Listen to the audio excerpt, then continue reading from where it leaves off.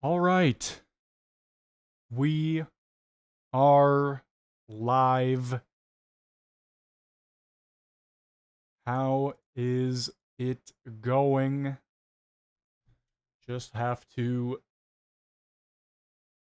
fix the title here. October 22nd, 2024. Things are looking quite grim for the Liberal government, for Trudeau. I gotta say, it was only a matter of time before people in his cabinet really started to lose faith, and we've seen it. This past week has been quite interesting. Trudeau has been under fire in a lot of different ways. These are some new headlines, articles. Liberal MPs are saying ahead of an expected push to oust Trudeau. They don't want him anymore. Nobody wants him. Not even the Liberals. Liberal MPs arrived back in Ottawa Monday and are set to meet as a caucus on Wednesday. Obviously, question period will be around 2:15, so we got about an hour to kill here.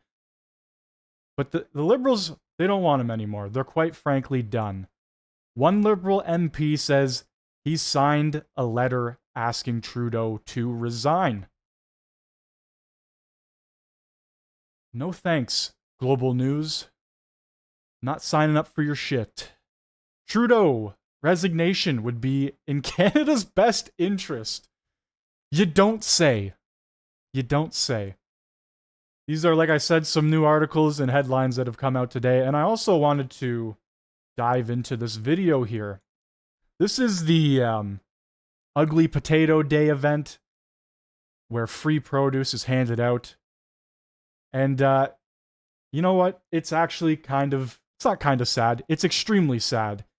There were thousands of people turned away, thousands of people who didn't get rejected produce. That's how much our country has fallen, to the point where people are lining up in massive droves trying to get rejected food. I mean, is the food bad? I don't know. What classifies an ugly potato? But anyway, let's take a look at this little video here, shall we? I don't usually cry, but yesterday I did, and it wasn't because my stress levels were through the roof. It wasn't even because we had to call the police. It was because over 15,000 of you showed up yesterday to Ugly Potato Day to grab free produce. You didn't just show up, you waited in line for hours. Yesterday was one of the most heavily rained days of the year. I feel that this just shows how broken our country actually is. How long did you wait in line up for? About an hour and a half. An hour and a half in the pouring rain. Dude, you are a legend. You want. Family is sick, so here we go. Attaboy. I heard story after story about families not being able to afford produce, and it broke our heart. Overall, we are able to give out 250,000 pounds of vegetables, but I am truly sorry to the thousands of people that we turned away. Hopefully you at least got an apple for my dad in the tractor. We will do this event again, but we will have to think even bigger picture next time. I don't usually cry, but yesterday... Yeah, this is fucking wild, man. Like, how many people do you see coming in and out of here? Look at this lineup. Look at all the people standing out here in the rain. Our country is in probably the worst spot it has been in, when you have people lining up for rejected food because they are starving and they can't afford to go to a grocery store. This is just insanity. And this is the Liberal government at its finest right here, man. This guy says he's got a family of 6, and he's trying to feed his family of 6 off of rejected produce. Now, once again, I don't know what is classified as rejected produce. Maybe it doesn't qualify to a certain size. Maybe it's got a few marks in it. Maybe it's been eaten by insects or whatever. Maybe it's rotten. Who knows? But people are lining up by the literal thousands. How much? He said 15,000 people? 15,000 of you showed up. 15,000 people in BC. This is BC. Cry, but yes. NDP ran. So this should give you an idea of just how terrible the NDP are. Just remember that. Next time you go to vote, you want to vote NDP, you could be one of these people in BC lining up for rejected produce. Don't usually cry. Insanity. All right, let's get into the House proceedings, shall we? Shall we? Hopefully everybody here has had a fantastic day so far. Let's get into it. Call the carbon tax election. Bring it on. Okay? Bring it on. If this is what this government wants to do, don't show any of the documents. Don't tell Canadians where the $390 million is, because we have an idea. And the RCMP would have an idea. The Auditor General has an idea where it went to their friends.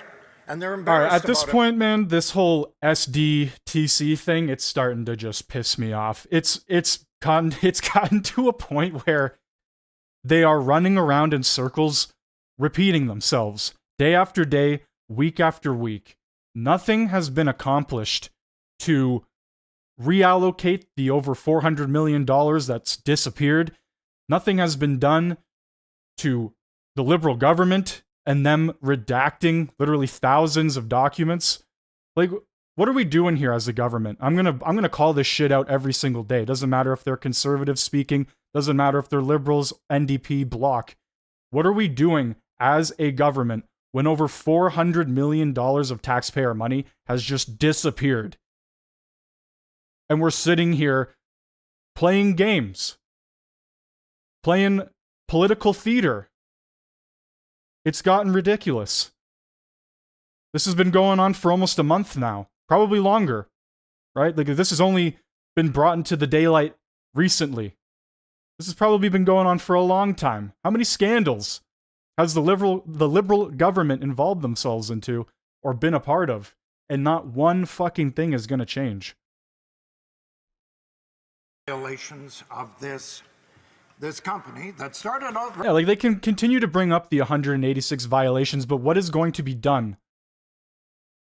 You could sit here repeating the same talking points, but is anything actually going to be done about the over $400 million missing? Or are we just going to keep repeating ourselves? 86 ethical violations totaling $390 million. Canadians deserve an answer. And comments? Yeah, we do deserve an answer. We've been waiting for an answer for over a month now, it feels like. Previous question that the Liberals are lagging 20% below in the opinion polls. With inflation rates falling to 1.6%, interest rates falling, consumer confidence index increasing, the so-called lead of 20% has already shrunk to 13% today, and it will disappear to 0% soon. So I would like to ask the members' comment on that. The Honourable Member for Saskatoon Grasswood in about 50 seconds.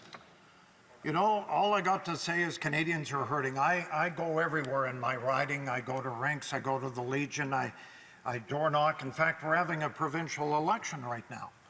And it's funny because Scott Moe, who's the Premier, isn't running against the NDP. He's running against the national NDP and the Liberals. And he's going to win next Monday on that, because people in my province are fed up with the federal Liberals and the NDP. And you know what? On Monday, you're going to see what's going to happen in my province. They'll be returned again. As Mr. Bill Wazer did a wonderful editorial today in the Saskatoon Star Phoenix, this will be an historic election win for the Sask Party on Monday night. All right, so I started a poll in the chat. I'm very curious to see what you guys are thinking and who you would vote for.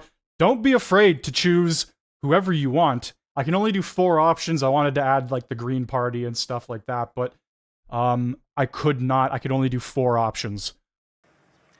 Axe the tax, build the homes, fix the budget, and stop the crime. Conservatives have been saying this for months. But to be honest, when I've been saying stop the crime, I wasn't until now thinking about the crime actually being committed by the government. What made me think about it was the response in debate last night by my colleague from Medicine Hat, Cardston Warner. He was asked about delivering documents to the RCMP, and he's a retired police officer, Mr. Speaker, and what he said was that the government isn't acting like the victim of a crime. You see, he said, went on to say, victims normally, they want to cooperate with the police. He said the Liberals were behaving the way the perpetrator of a crime would behave, not cooperating, deflecting, stonewalling, trying to avoid at all costs providing important. Is it just me, or does the SDTC thing, this whole scandal going on, does this just feel like a way to distract from other things that are happening? Like, they've just been dragging this out for so long, it's gotten to the point where they're just going to keep repeating themselves, running in circles. Nothing is actually probably going to get done about the over $400 million that's missing. It feels like we are locked in this, I don't even know what you want to call this, failure to produce documents. It feels like nothing else is really happening, and we are pin-hair focused on just this topic alone as a government right now, and we cannot move forward. Like, what is going on here? On Procedure and House Affairs, dated October 9th, 2024, Mr. Speaker. It's from the Commissioner of the RCMP, Mike Duham. You know what he says? He says, I wish to inform you that the Royal Canadian Mounted Police investigation into SDTC is ongoing. He goes on to say, we have received documents from the law clerk and parliamentary counsel that were produced pursuant to a June 10th, 2024 order of the House of Commons. So they're obviously okay with receiving documents from the House of Commons. So the argument that they're making, the fallacious argument that they're standing behind, that somehow this is a breach of charter rights, that the RCMP doesn't want any documents from us, it's just not true. It begs the question, why aren't they delivering these documents? And I'm going to get to that, Mr. Speaker. Now, for people watching, I just want to go back a bit and explain what happened. This House voted for the evidence to be produced, and the various departments and agencies of government have refused to comply. And so, Mr. Speaker, you correctly ruled that the House order had not been complied with and is a matter of privilege. Now Liberals are saying the Auditor General's report isn't sufficient. They want to turn this over to committee to study it even more. You know, Mr. Speaker, when most people who are the victim of a crime are asked, should we call a committee or should we call the police? They don't say, let's call a committee. They say, let's call the police. Most people would say that the Auditor General's report is enough in and of itself to call the police. Another committee report won't do anything but further delay the process, stonewalling again the ability of this House to hold the government accountable. I asked those watching the proceedings today, if someone steals from you, do you call a committee or do you call the police? And I just want to say, Mr. Speaker, that there are so many problems with SDTC that need to be highlighted. I'm going to just go through some of the horrible details that have fanned the flame of this scandal. So from March 1st, 2017 to December 31st, 2023, Sustainable Development Technology Canada's board approved 226 startup, scale-up, and ecosystem projects to receive $836 million. 8 startup and scale-up projects totaling $51 million did not meet eligibility criteria. Did not meet the eligibility criteria, Mr. Speaker. For example, some projects did not support the development of or demonstration of a new technology, or the projected environmental benefits were unreasonable. 2 ecosystem projects totaling $8 million were ineligible because they did not fund or support the development or demonstration of a new technology. They approved $20 million for seed projects without completing screening and assessments required by the contribution agreements with the government. $123 million worth of contracts were found to have been given inappropriately. This is the Auditor General. With $59 million being given to projects that never should have been awarded any money at all. 82% of these contracts were found to have been part of a conflict of interest. On top of this, the Auditor General found that over $330 million in taxpayers' money was paid out in over 180 cases where there was a potential conflict of interest with Liberal-appointed directors. And this is the important part. This is what this is all about. Liberal-appointed directors funneling money to companies that they own. Dun, Let me say dun, that again. Dun. Liberal-appointed directors funneling money, taxpayers' money, to companies that they own. Yes, In other we know words, this already. funneling money to themselves. He's going to say it again? What do you do when somebody funnels illegally taxpayer dollars to themselves, Mr. Speaker? What do? You call the police. What do? You call the police. So, but again, we don't have ministerial accountability, Mr. Speaker. The minister is nowhere. He'll stand up and say, well, we shut it down. But what then? Of course they shut it down. They had no choice to because the Auditor General caught them red-handed. But what's next? Why aren't they cooperating with the police? That's really the big question. And the answer has to be, Mr. Speaker, there's got to be some really, really bad stuff. A lot of bad in stuff. These documents that these Liberals don't want to come out. Now, I can understand why they don't want it to come out. They're hanging on by a thread.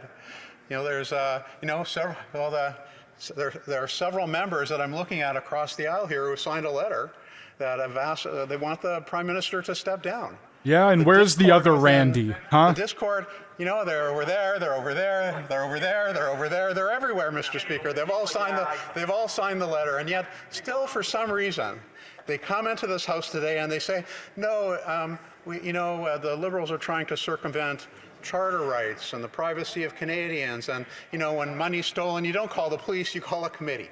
That's what these members are trying to have us believe, and you know what? It's just total nonsense. It's obfuscation, and I feel sometimes, like Mr. Speaker, that some of these members are suffering from the Stockholm syndrome. That guy sitting behind the guy speaking right now has probably one of the most intense mustaches I have seen in a while. He looks like the fucking Monopoly guy.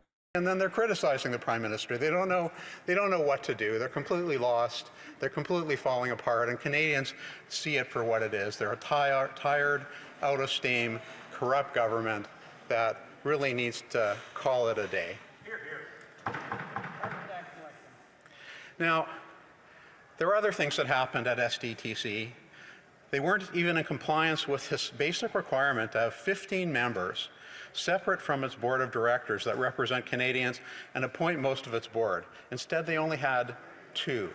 As a direct result of this, Canada's Ethics Commissioner ruled in July that the Prime Minister's hand-picked chair of the Liberals' $51 billion green splash...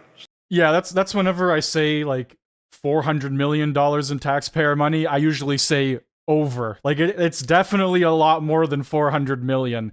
It's... When they are hiding so much, and they have redacted so much from these documents, it should be incredibly telling they are doing some bad stuff. Some really, really bad shit. Like, this has been going on for almost a month now. They've been asking for the documents have been handed over. They can't find anything in the documents because everything has been redacted. All the stuff that most likely could be incriminating, I don't know if it is or not, allegedly, it has all been redacted. Our two-faced, slimy Liberal government funneling money from the taxpayers into businesses, into Trudeau's buddies' pockets. They say that they have been doing all these startup technology programs, but what technology is Canada actually developing here? Speaker. Now,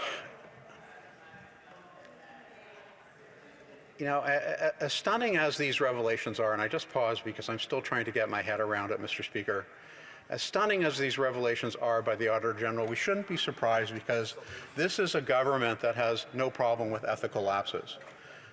Now, my short time today, Mr. Speaker, does not allow me to go through every scandal of this Liberal government. I would just like to quickly say, if you guys are new here, make sure you hit that like button, hit that sub button, and turn on the notification bell. I do cover Question Period every single time it is live. Thank you for joining. Code and was actively lobbying the Prime Minister for something called the Deferred Prosecution Agreement. The problem was our criminal code didn't allow for deferred prosecution agreements. So what did they do? They slipped the provision in to a massive budget bill, what we call omnibus budget bills, hoping nobody would ask why it was there. And sure enough, nobody did. And all of a sudden, the criminal code contained a clause that allowed for a deferred prosecution agreement. Then, the Prime Minister pressured his then Attorney General, the first Indigenous Attorney General in Canadian history, Jody Wilson-Raybould, to agree to a deferred prosecution deal for SNC-Lavalin. Now, what I find interesting about this story is that I actually read Jody Wilson-Raybould's book after she left office, and she said a bunch of really interesting things. And I wish I could have had enough time to read the whole book, but I'm just going to read this one passage. She says, "As I sat there in that room, a big room, all by myself, waiting for the Prime Minister, you-know-who, to arrive, I asked myself why I felt that I had to try and help him out of this mess, to protect him, especially when his government had been digging a deeper and deeper hole by the hour by not coming clean on how I was pushed to take over the prosecution of SNC-Lavalin to enable them to enter into a deferred prosecution agreement, or DPA, especially when his office had been telling their MPs to repeat lines they knew were not accurate." This sounds very familiar, a very familiar pattern, Mr. Speaker, because it's exactly what's going on right now. The Prime Minister is sending his members out. He's sending the member from Winnipeg North out to defend the indefensible. And the member from Winnipeg North knows it's indefensible, but he'll stand up and do it anyway because he's not being true to himself. You know, as Polonius and Hamlet said to his son Laertes, "To thine own self be true. To thine own self be true." And I know that the member for Winnipeg North has been co-opted by this Prime Minister into saying things he wouldn't normally say to defend the indefensible. And that's the tale of this Prime Minister. It's a Make sure you guys do vote in the poll. I could only add 4 options. I wanted to add as many as I could, but apparently YouTube does not allow for that. They can only do 4. And say, "Oh, the RCMP won't accept the documents," or, "Oh, the Conservatives want to breach Canadians' charter rights." You know, earlier one of my colleagues asked a Liberal member, which charter right? And you know what the answer he got back was? She didn't know. She rambled on and on about something incomprehensible. And you know, we've asked that question a few times. I'd like an answer to that question, actually. Maybe we should do an order paper question to get it in writing. What specifically is the right, the charter right? What section? What is the right of Canadians that they're protesting? You know, and I know they're heckling me. I know the member from Winnipeg North likes to heckle. You know, it's too bad they don't let anyone else in that caucus talk except him. I guess, you know, he probably holds some kind of record for the most words in the House. He'll be down in the Guinness Book of World Records for that. But it's a pattern. This Prime Minister used Jody Wilson-Raybould. He's using the member for Winnipeg North. He's using all these Liberal members to protect him. At the same time, it's like cognitive dissonance. They're signing letters for him to leave, and then they're coming into the House and they're protecting him. You can't make this stuff up, Mr. Speaker. And then, of course, there was the We Charity scandal. The Prime Minister wanted to help out his friends at We Charity by giving them an untendered $1 billion sweetheart deal after they paid large speaking fees to his family members. A bit closer to home, in my home city, the Liberal government once again refused to release documents, this sounds familiar, relating to the Winnipeg Lab and those who work there. We've spoken a lot about foreign interference in the House of Commons lately, and this is a prime example of it. The Prime Minister knew about the shady dealings that were taking place and still refused to come clean. In fact, they were so worried, Mr. Speaker, about these Winnipeg Lab documents that they sued you. They sued the former Speaker, not you, Mr. Speaker, but they sued. They actually went to court to try and stop the Speaker from releasing documents that ultimately ended up getting released. And, you know, it's interesting, this whole debate about security clearance, Mr. Speaker. You know, I have security clearance because I was the sub on the Winnipeg Labs subcommittee. And so I actually read all the documents months and months before I knew about the spies, the Chinese spies in the Winnipeg Lab, the Communist Party spies, I should say, in the Winnipeg Lab. I knew about all that, but you know, for 6 months, I couldn't say a word. I couldn't talk about it. I was muzzled. And when the member opposite from Winnipeg North gets up and asks me the question, well, why won't the leader of the opposition get a security clearance? That's going to be my answer. So I'm just going to preempt the question right away. You don't need to ask me because he knows very well that you can have all this information, but you can't, if you can't talk about it, you cannot hold the government accountable. And that is not the tinfoil hat conspiracy reasons that member holds for why the leader of the opposition doesn't want to get security clearance. Not those tinfoil hat reasons, Mr. Speaker, but his reason is to protect the Canadians, to protect taxpayers from the malfeasance of this Liberal government. Now, back in 2015, soon after Canadians granted the Liberals a majority government, the Prime Minister said, the reality is that this system requires a high degree of openness, transparency, and accountability in order to maintain Canadians' confidence in our democracy and system of government. I can assure Canadians that our party always follows the rules and that it always supports all the values and principles associated with those rules. Whatever happened to that, Mr. Speaker? Where is that transparency, those sunny ways that the Prime Minister promised? They're gone. And I really wonder, Mr. Speaker, what it would take for Liberal MPs to do the right thing. They've been strung along by this Prime Minister for years. One excuse after another, one con after another. I look across the aisle to the government benches and I see several Liberal members who may have believed in the Prime Minister at one time. I wonder what they believe now. If the We Charity scandal, the SNC-Lavalin scandal, the Winnipeg Lab scandal, Rise scandal, and all the other scandals, all of which cost Canadians hundreds of millions of dollars, were not enough for them to stand up to the Prime Minister and say enough is enough. What will cause them to finally do the right thing?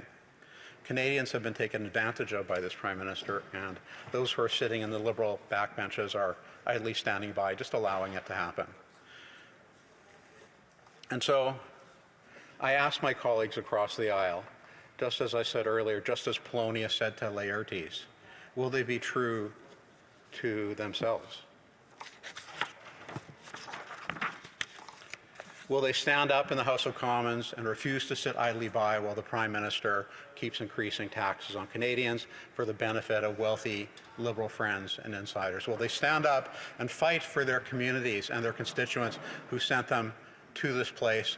Or they once again give this failing Prime Minister a pass? Thank you, Mr. Speaker. Questions and comments? Question and commentaire. And we'll look forward to this one. The Honourable Parliamentary Secretary, Government House Leader.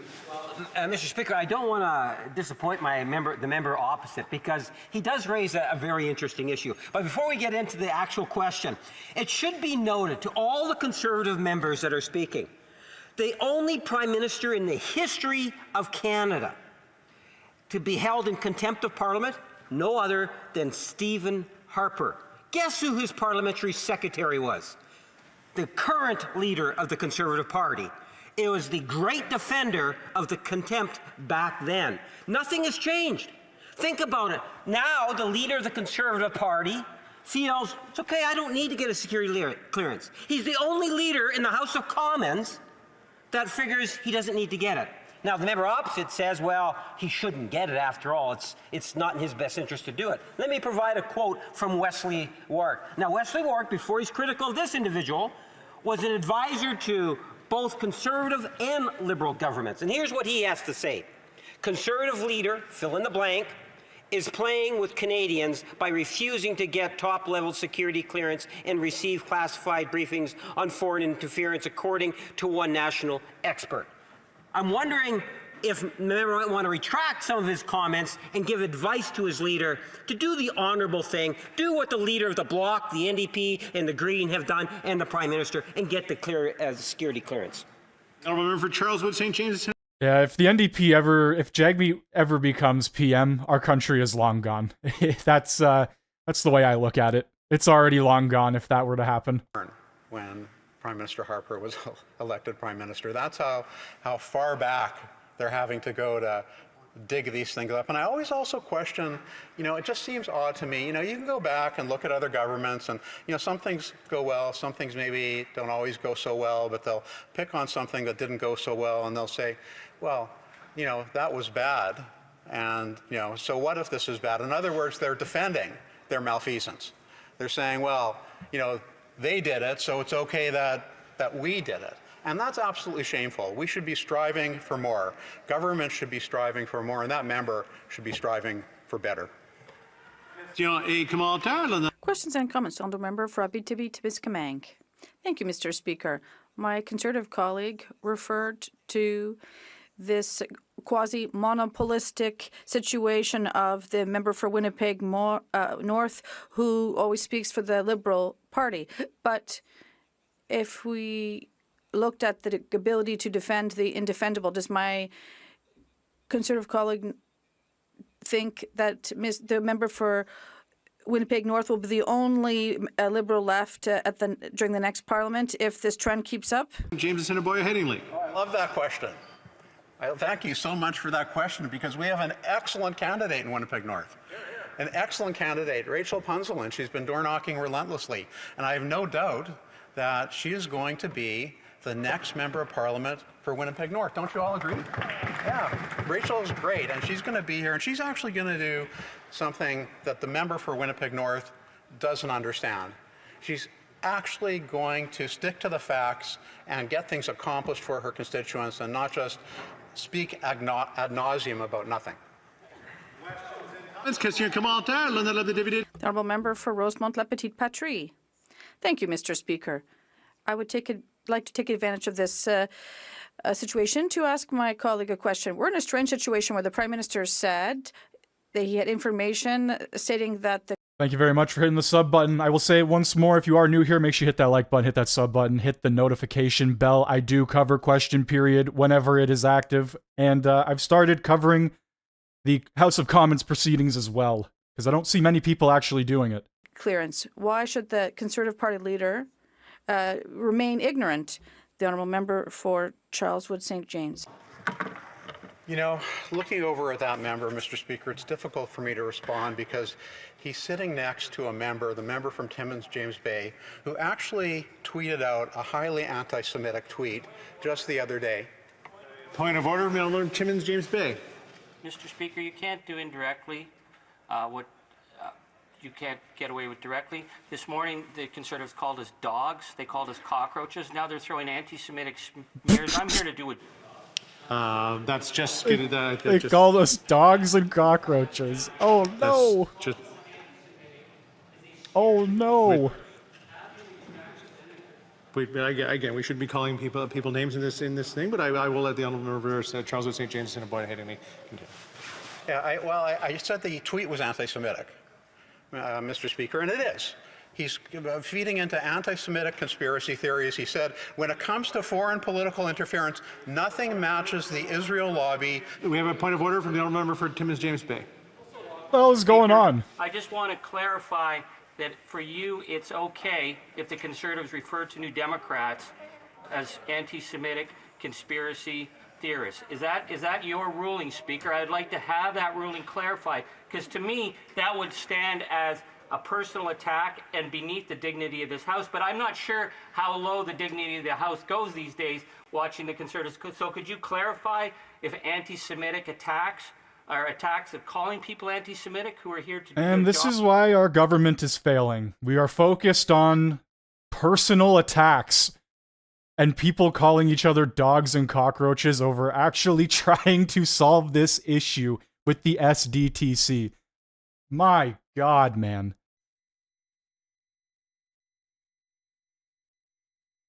The honourable member was referring to a tweet, wasn't referring specifically to any individual in this House. It has been allowed in the past on reference. So if we're going to continue to do that, I would just caution everyone to refer to issues and not specifically to the individuals that happen to be in this chamber. The honourable member for Charleswood, St. James, Assiniboia, Haydn. Thank you, Mr. Speaker. Let me just read it. It says, when it comes to foreign political interference, nothing matches the Israeli lobby, who are all over Parliament and NDP conventions. No surprise that Israeli media throw this report behind Polyev, who is mired in his own foreign intelligence scandal. That's what he wrote, Mr. Speaker. And my question... Order. No, just the honourable member... Man, I grew up playing COD. COD MW1, MW2. If you couldn't sling insults, then you couldn't hang in a COD lobby. And I swear to God, these MPs have never played COD.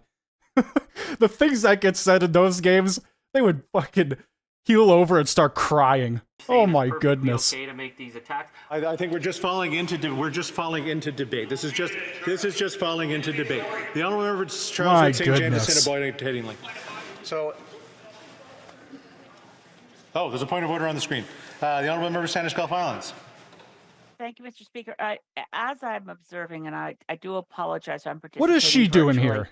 But it did appear to me that the honourable member for Timmins, James Bay, was accused of posting something anti-Semitic specific to his name and the name of his riding, saying he'd done it by tweet. It does strike me that is unparliamentary. But again, Mr. Speaker, I'm not attempting to call any of your rulings into question. I just wasn't sure if you were aware that had... Have the results come in for BC yet? I just looked it up. It says like they're still counting or whatever. But I will go back and look at that more specifically. The honourable member for Charlwood, St. James, Assiniboia, Headingley. For himself, she looks sober. If the member had, wanted to do the right thing, he could stand up and apologize to Canada's Jewish community for making this post. And I would like to ask for consent to table his tweet with the clerk. There is a request for consent for the honourable member to table that document. All those in agreement? Point of order, the honourable member Timmins James Bay. Thank you, Mr. Speaker. I don't want to belabor the point, but what has happened here is that a statement I made about the Israeli lobby has been taken by the Conservatives to make it as an that I am anti-Semitic. That is a false statement, Speaker. You may think that that's parliamentary, but that is a false statement. It's also given the dark history of it. I said I would go back. Oh man.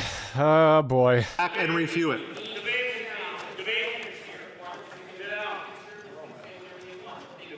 That guy looks like Beetlejuice before he went to before he became a demon.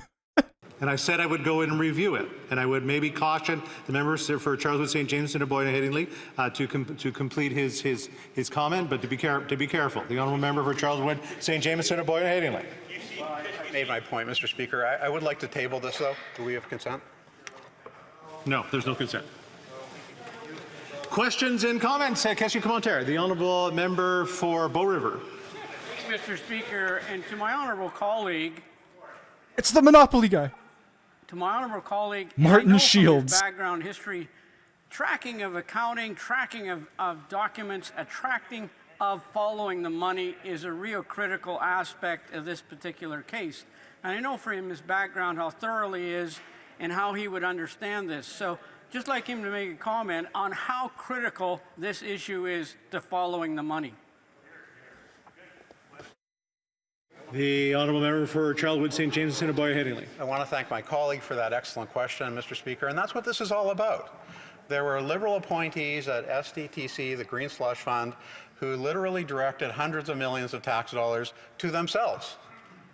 And the only way we can find out exactly what happened is for the government to produce the documents that the House called for and that you, Mr. Speaker, ordered. So unless and until we receive those documents, we'll never know. It just begs the question. It must be really, really, really bad for this government not to give up those documents so that we can see actually where hundreds of millions of taxpayers' dollars actually went. Questions and comments? Question commentaire. The Honourable Parliamentary Secretary, Government House Leader. Mr. Speaker, and I'm wondering if the member is aware that the individuals the Conservatives consistently bring up as that Liberal-friendly appointment was actually a conservative advisor to Brian Mulroney, Stephen Harper, and Jim Flaherty, all conservatives.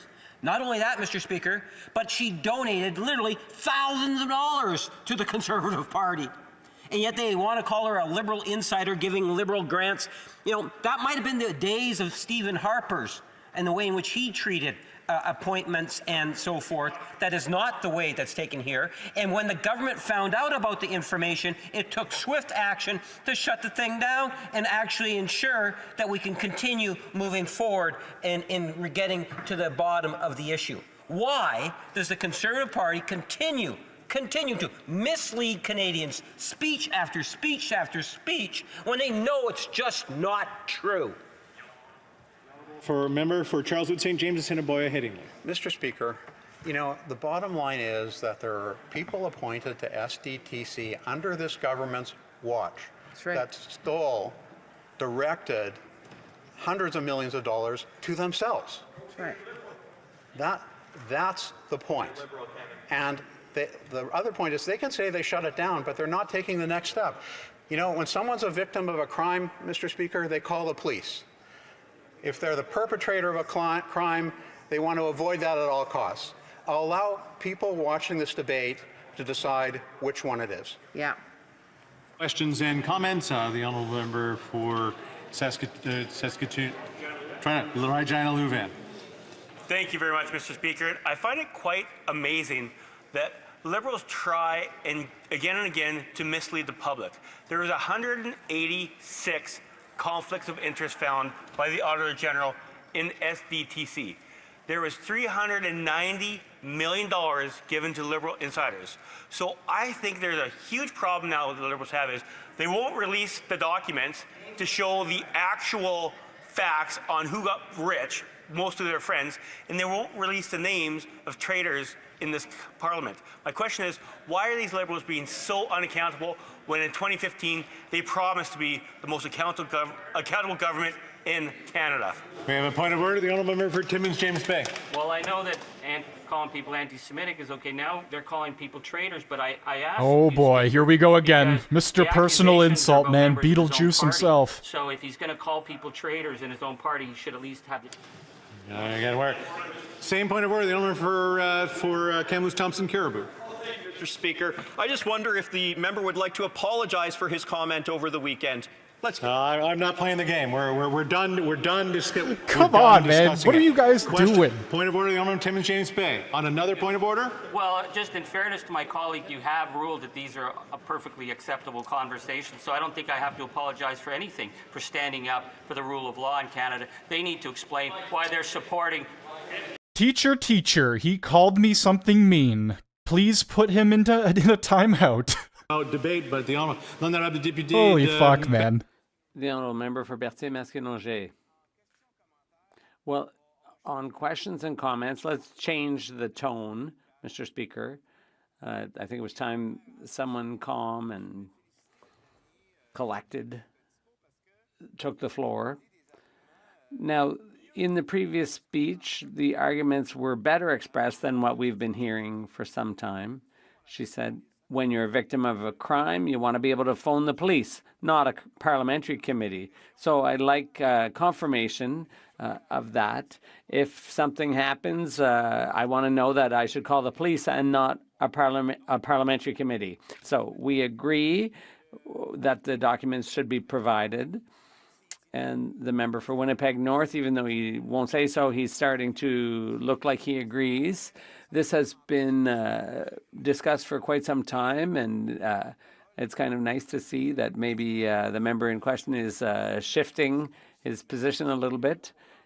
It's quite impressive, all the imagination that's been brought to bear to fill up all this time, this debate time. Could we perhaps stop just filling time and start serving the people we're here for? So we're ready to vote on this. We're going to force the government to provide the documents, fork them over, and let's move on to something else. There's legislation that needs to move forward, including a great bill on old age pensions, which the Conservatives agree with. So when can we get down to it? The honourable member for Charleswood, St. James, Assiniboia. There's a lot there. I have a great deal of respect for that member, and I do think it's just common sense for the government to turn over these unredacted documents to the RCMP. They've already said, the commissioner's already said he's receiving documents already. So, you know, their argument that it can't be done for some reason just isn't true. They should just do it and get it done so we can get to the bottom of this mess. Resuming debate, the honourable member for Lambton, Kent, Middlesex. Just so we know, we're going to have to cut the speech off in about 11 minutes. The honourable member for Lambton, Kent, Middlesex. Thank you, Mr. Speaker. After 9 long years of hardships from an NDP Liberal government, Canadians are tired of being confronted again and again with undeniable evidence of corruption, mismanagement, and a complete lack of regard for accountability. The negligent Liberal government, propped up by their NDP accomplices, has consistently failed Canadians, leading us down a path of rising costs, crime, and scandals. The time has come for us to question the integrity of those elected who choose to benefit themselves instead of doing their duty to serve the public. We must face the truth. This NDP Liberal government is not only unreliable, but fundamentally untrustworthy. We as Canadians deserve leadership that serves the people, not one that serves itself. We deserve transparency and accountability, not a government that uses its power to cover up its misdeeds. We deserve a country where the priorities are affordable living, public safety, and honest governance, not one plagued by scandal after scandal. Let's take a moment just to reflect on how damaging these past 9 years have been. One of the most blatant examples of this government's betrayal of public trust is why we are holding this debate here today. The $390 million corruption scandal tied to Liberal appointees in Sustainable Development Technology Canada, or SDTC. The Auditor General's report uncovered 186 conflicts of interest, where Liberals insiders used taxpayer dollars to enrich themselves through various companies. Let that sink in. Through this green slush fund, 186 separate instances. $2 million a year. Holy shit, you want to get me in on this business? Funds to line their own pockets. This is not mere incompetence. This is corruption at its absolute worst. In response, what have we seen from this Liberal government? Deflection, obstruction, and a refusal to accept responsibility. They have paralyzed Parliament by refusing to hand over unredacted documents to the police for a criminal investigation. The Speaker of the House has ruled that this refusal is a violation of parliamentary privilege. It has even been revealed that despite the Speaker's ruling, the Liberal government is still withholding and censoring information. Now, I'm not going to sugarcoat this. The Liberals even lack the integrity to follow the rules made by one of their own members. And yet, the NDP Liberal coalition continues to obstruct justice, protecting their friends while Canadians suffer. This government is more focused on safeguarding its own interests and than addressing the real issues that are crippling Canadian families right now. This pattern of scandal and corruption runs deep. We have seen this government continuously attempt to bury its wrongdoings, not only in this case, but in over 15 other occasions in the past 9 years. The integrity of our democracy is at stake when those who are in power believe that they are above the law. Canadians deserve better, and they will get that when they elect a Conservative government. Speaker, this $390 million corruption case is just one scandal in a long line of Liberal misconduct since this Prime Minister took office in 2015. A bag of Oreos. From the SNC Lavalin affair to the We Charity scandal to invoking the Emergencies Act without cause and freezing citizens' bank accounts. This NDP Liberal government has demonstrated time and time again that they are willing to break the rules to serve their own interests. Let's start with the SNC Lavalin affair of 2019, one of the most high-profile scandals in recent memory. This case involved allegations of the Prime Minister and his staff when they attempted to pressure the then Attorney General Jody Wilson-Raybould to intervene in a criminal prosecution of the Quebec-based engineering firm SNC Lavalin, which was accused of bribery in Libya. When Wilson-Raybould refused to comply, she was removed from her position.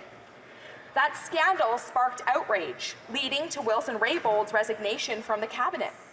The ethics commissioner ultimately ruled that the Prime Minister had violated ethics laws by exerting under pressure, showing a blatant disregard for the rule of law in Canada.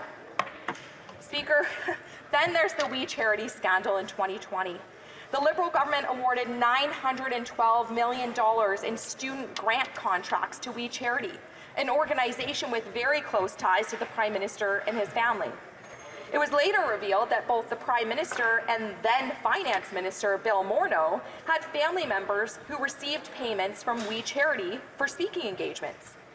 In the face of conflict of interest, the contract was cancelled and Morneau resigned. While the Prime Minister was cleared of any wrongdoing by the Ethics Commissioner in this case, If you're a robot or a bot, one of those big oil conservative paid-for bots, say beep boop in the chat for me. corruption.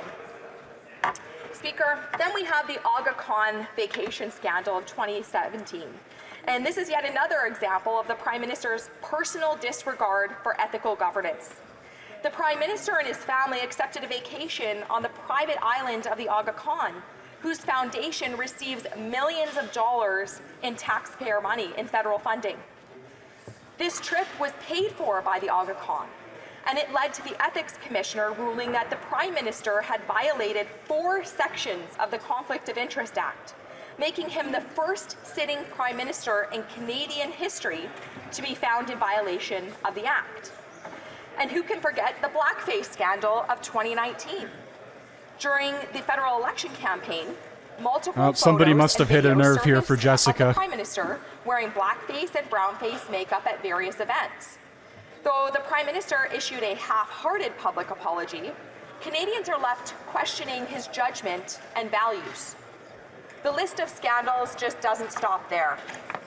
Mr. Speaker, the trip to India controversy in 2018 saw the Prime Minister's official trip to India turn into an international embarrassment when it was revealed that Jaspal Atwal, a convicted Sikh extremist, had been invited to official events with the Canadian delegation. The trip was widely regarded as a diplomatic failure, and questions were raised about the Prime Minister's judgment and government's vetting processes. Then there was the Cash for Access fundraising scandal of 2016, where wealthy individuals paid large sums of money to attend exclusive fundraising events, gaining personal access to the Prime Minister and senior Liberal ministers. This scandal was so blatantly corrupt, it prompted changes to Canada's political financing laws and raised concerns about the integrity of the Liberal government's dealings with donors. Then, Speaker, there's also the issue of former Governor General Julie Payette, a Liberal appointee who created an environment of toxicity and harassment she needed to be fired for her gross misconduct. And what else would you expect from a friend of this current Prime Minister? Well, of course, also we can't forget the reckless spending. And despite racking up expenses while in her role, she continued to cause over $277,000 in additional legal expenditures. And ultimately, the lack of scrutiny in making government appointees and the problems that this causes are a very common theme for this Liberal government. The Winnipeg Virology Lab scandal in 2021 saw the Liberal government come under fire for refusing to provide Parliament with unredacted documents about the firing of 2 scientists from a high-security virology lab. This case remains shrouded in secrecy with concerns about potential security breaches and the shipment of dangerous viruses to a communist Chinese military research facility. The government's refusal to comply with House orders has raised serious questions about transparency and national security. More recently, in 2023, we learned about the McKinsey contract scandal, where the federal government awarded $209 million in contracts to McKinsey & Company without proper, adequate oversight. Many of these contracts were awarded on a non-competitive basis, raising concerns about the government's procurement practices and the potential conflicts of interest. So once again, we see the Liberals giving away Canadian taxpayer dollars to their friends. Remorseless corruption to the core. Mr. Speaker, then we also have the Arrive Can controversy, or should I say Arrive scam. Corruption was evident throughout the entire saga of the NDP Liberal government's $60 million Arrive scam app, which could have been developed for a fraction of the price. But it ended up enriching GC Strategies, a shady two-person IT company who did no actual IT work, but had strong connections to officials in the Liberal upper ranks. Now, the Auditor General has confirmed that they will be conducting a performance audit of all contracts and payments related to GC Strategies and other companies incorporated by the founders. This will impact all departments, agencies, and Crown corporations who had dealings with the group. I hate to interrupt the honourable member, but it has we've come to the allocated time. We move on to oral questions. The honourable member will have period. About 9 minutes and 20 seconds left on the clock when she resumes her discussion on this question of privilege. Comme il est 14 heures, c'est le temps pour... It being 2 o'clock, it's time for statements by members. The honourable member from Vaughan Woodbridge. Mr. Speaker, gratitude and pride were the two themes that permeated at the opening of LIUNA Local 183's headquarters in the city of Vaughan. Pride in the official opening of the new state-of-the-art headquarters representing 70,000 members strong and their families. And gratitude for those 400 workers who in 1952 formed Local 183 and the members who have followed and fought for better working conditions, better benefits, and a better and brighter future for us all. Mr. Speaker, I extend my warmest congratulations to Business Manager Jack Oliveira and the LIUNA Local 183 Executive Board, staff, and members on this remarkable occasion. And to LIUNA International Vice President and Canadian Director Joseph Mancinelli, thank you for your ongoing leadership. I also join the strong LIUNA family in honoring... She was pointing out too many facts. Greg had to cut her off. He wasn't liking it. Rico Mancinelli and Julio Oliveira Sr. Mr. Speaker, my gratitude and best wishes always to the LIUNA members that keep Canada moving forward. Feel the power. The honourable member from Haliburton, Kawartha Lakes, Brock. Speaker, each year 2 students from each of the 7 secondary schools in my riding are selected to participate in a program called the Capital Experience. It was started 19 years ago by my predecessor, Barry DeVolen. During the past 3 days in Ottawa, they have learned about the various career opportunities that await them. I would like to introduce this year's participants: Calvin Smith and Evan Lane from IE Weldon, Sophia Ensign Telford from Fenland Falls, Sadie Evans-Faulkner and Trevin Bain-Gross from Haliburton Highlands, Sarah Wojciesko and Daniel Patterson from St. Thomas. No, it's not clickbait at all, actually. A lot of MPs have been demanding for Trudeau's resignation on the Liberal side, the Conservative side, all across the board right now. The title doesn't say Trudeau is leaving. It just says they demand his resignation. Of this program. It's my hope that these students will be inspired as they consider their future. To that end, I'd like to invite my colleagues to welcome these young leaders. Oh, they definitely won't get it, but that's what they're doing. They're demanding it. And also, I mean, welcome to the internet. Fucking 99% of things on here are clickbait, especially on YouTube. Speaker, the winds of change have blown through New Brunswick. Last night, New Brunswickers voted for change and helped make history too. New Brunswick has elected its first female premier. Susan Holt led her Liberal team to a solid majority government, bringing an end to 6 years of Conservative rule. Even Premier Blaine Higgs lost his seat in the red tide of change. The final tally is 31 seats for the Liberals, 16 seats for the Conservatives, and 2 for the Greens, including Green Party leader David Coon. It's a new day for my home province, and under the leadership of Premier Designate Holt, I am confident New Brunswickers have put their faith behind someone who will listen, lead with authenticity, and who will take their best interest at the center of every decision they make. Congratulations and go Team Holt! The Honourable Member for Laurentide-Labelle. Today, I'd like to turn the spotlight onto Sylvie Bolduc, General Manager of SDTC des Laurentides for the last 15 years. She's leaving now for a well-deserved retirement, and I'd like to highlight the remarkable contribution that she's made to the development of many large-scale economic projects in the Laurentians, projects that have had major direct benefits for the region. She set up Synergie Économique Laurentide, which is dedicated to the circular economy and which is now a leader in that sector. Sylvie Bolduc has made major contributions, has made a big difference in the Laurentian economic landscape, and she brought a feminine face to regional economic development. She was a pioneer who has cleared the way for everyone who has an entrepreneurial spirit. On behalf of all those who've worked with her, economic and community partners, Sylvie, I thank you very much for your leadership, which has brought people together, and I wish you a long and happy retirement. The Honourable Member from Yukon. Mr. Speaker, our government will always protect universal, publicly funded health care, as well as sexual and reproductive rights. These two principles underlie the... Oh, Christ. I am not offended at all. I don't give a fuck what you guys say, to be honest. I'm for freedom of speech. I'm for you guys saying whatever it is, as long as it's within the limits of YouTube terms of services. I can only allow, obviously, so much before it goes a little overboard, because I can actually get banned off this platform for the things you guys say. At least that's what I've read into. Burden of accessing contraception. Additionally, more than 3.5 million Canadians living with diabetes will gain access to the medications and supplies to manage their disease. We know that cost is one of the biggest barriers for Canadians to get access to the medication that they need. As parliamentarians, our role is to protect and better the lives of the Canadians that we serve. The passing of this legislation will be a lasting benefit to Canadians. Thank you. The Honourable Member from Kamloops, Thompson Caribou. Mr. Speaker, after 9 years of the NDP Liberals, taxes are up, costs are up, crime is up, and time is up. Mr. Speaker, are you interested in a heat pump? Because these Liberals know a guy. He goes by the name of Carbon Tax Carney, Conflict of Interest Carney, Heat Pump Hustle Carney, and Future of the Liberals. And Carnival Carney. Liberal Party Carney.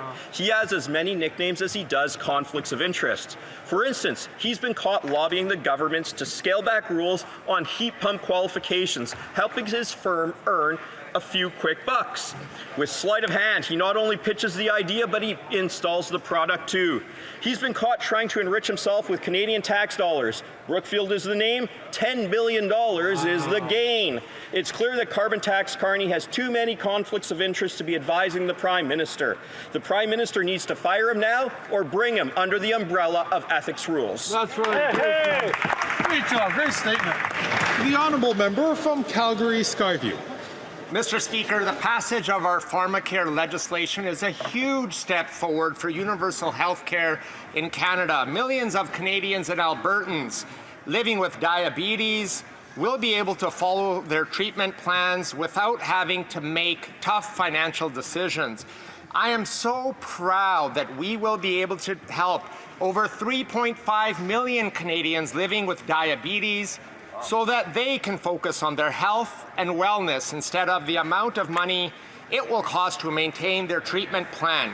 Caring for our neighbours is what Canadians do. Every Conservative member in this House voted against pharmacare because they don't want to work on solutions that will put the health of Canadians first.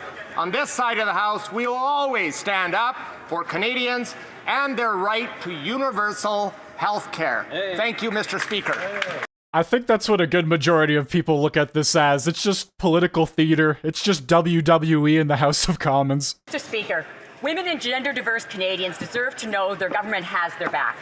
With the recent passage of the Pharmacare Act on October 10th, we will soon see 9 million women and gender-diverse Canadians have access to free contraceptives if they need it. This will change millions of lives for generations to come. Although, to be fair, if they put like a giant steel cage in the middle of the House of Commons and Jagmeet and Pierre actually went at it, that would probably be very entertaining. Values means valuing and supporting families. Free contraceptives through the Pharmacare Act is the latest policy, joining universal childcare, the Canada Child Benefit, and many others in supporting families. Our Liberal government doesn't just talk about family values, we invest in them through progressive policies such as free contraceptives. Thank you, Mr. Speaker. The honourable member from Battle River Crowfoot. Here, here. After 9 years of the NDP Liberals, taxes are up, costs are up, crime is up, and it turns out CBC bonuses are also up. Yesterday in Oh, it's a new one, CBC bonuses. handpicked CEO of CBC refused to rule out accepting a fat taxpayer-funded bonus and severance as her term comes to an end. With its viewership down, ad revenue falling, and less trust all the time, CBC responds by giving $18 million in bonuses, including an average of $73,000 for each of the broadcaster's 43 executives, and millions more for its hundreds of managers. Then they pay for a $1,000 a night hotel room in Paris so that Ms. Tate can attend luxury balls at the Louvre. All while they ask for more money, fire hundreds of employees, cut services, and get woke. Even the Liberals admit CBC is making its own case for it to be defunded, something that Ms. Tate says is gaining momentum. Mr. Speaker, the solution is simple. Reject the bonuses, fire the Prime Minister, and defund the CBC. That's common sense. Yeah, we covered the Ugly Potato Day video at the beginning of the stream, if you guys want to go back and watch that. Mr. Speaker, on October 10th, the Pharmacare Act received royal assent. Among other things, this act will give Canadians universal single-payer coverage for a range of contraceptives. 9 million women and gender-diverse persons will be able to benefit from this measure. In recent months, many constituents in my riding of Longueuil-Charlemagne had told me the extent to which this bill was important for them. Canadians want to be able to choose if, when, and how they start a family, and our government has listened to them. Unfortunately, the Conservatives voted against this act at every step. The cost of contraceptives is one of the many barriers to gender equity in Canada. Our government will always stand up for a woman's right to choose and make medical decisions about her own body. Our Pharmacare Act delivers on that commitment. Thank you. Great job. Great job. The honourable member from Durham. Canadians are sick and tired of the Prime Minister's misleading statements about gun violence. That's right. Yesterday, the Prime Minister had the audacity to pat himself on the back over his appalling handgun crime record. Well, Mr. Speaker, I'm a Canadian who lost a friend 3 years ago to gun violence, and I take the Prime Minister's deception personally. Handgun crime is up 116% since the Liberals came into power. Families are grieving, and the Toronto Police Association is calling out the Prime Minister for being out of touch and offensive to victims. Canadians simply deserve better. Canadians deserve a Prime Minister and a government that will stop the crime. Not this Prime Minister who is focused on celebrating his own failures.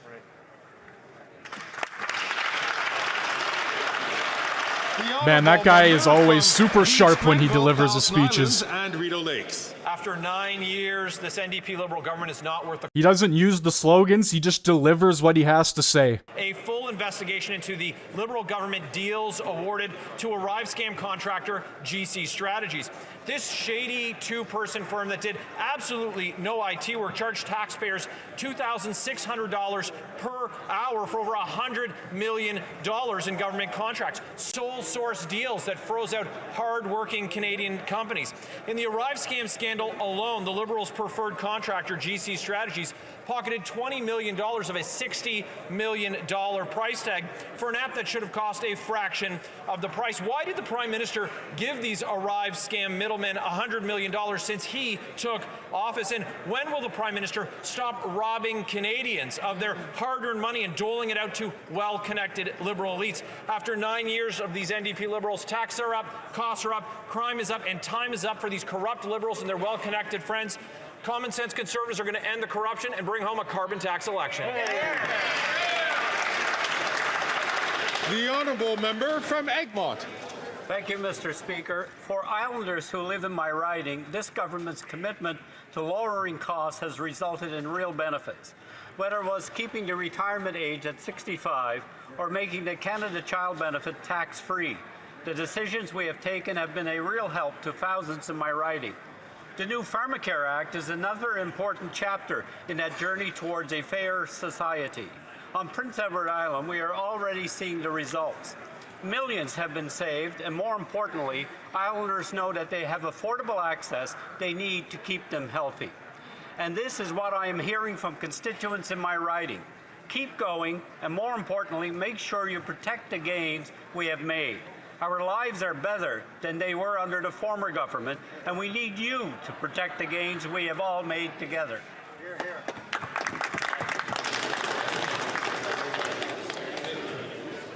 Order. The honourable member from Hamilton Centre. Mr. Speaker, I rise today to recognize October as Dyslexia Awareness Month in line with Dyslexia Canada's campaign, Mark It Red for Dyslexia. This year's theme is Breaking the Silence, shedding light on the 10 to 20% of Canadians living with this often overlooked learning disability. Dyslexia affects reading, writing, and spelling, but with early identification and the right support, its impact can be reduced and individuals can thrive. As a nation, we must commit to raising awareness and supporting those with dyslexia by lighting up our buildings and monuments in red this October. Together, let's break the silence and advocate for the needs of children and adults with dyslexia across Canada.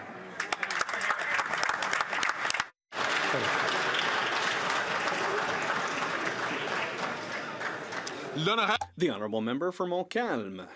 Mr. Speaker, I would like to mark the 250th anniversary of a magnificent municipality in my riding, Saint-Jacques.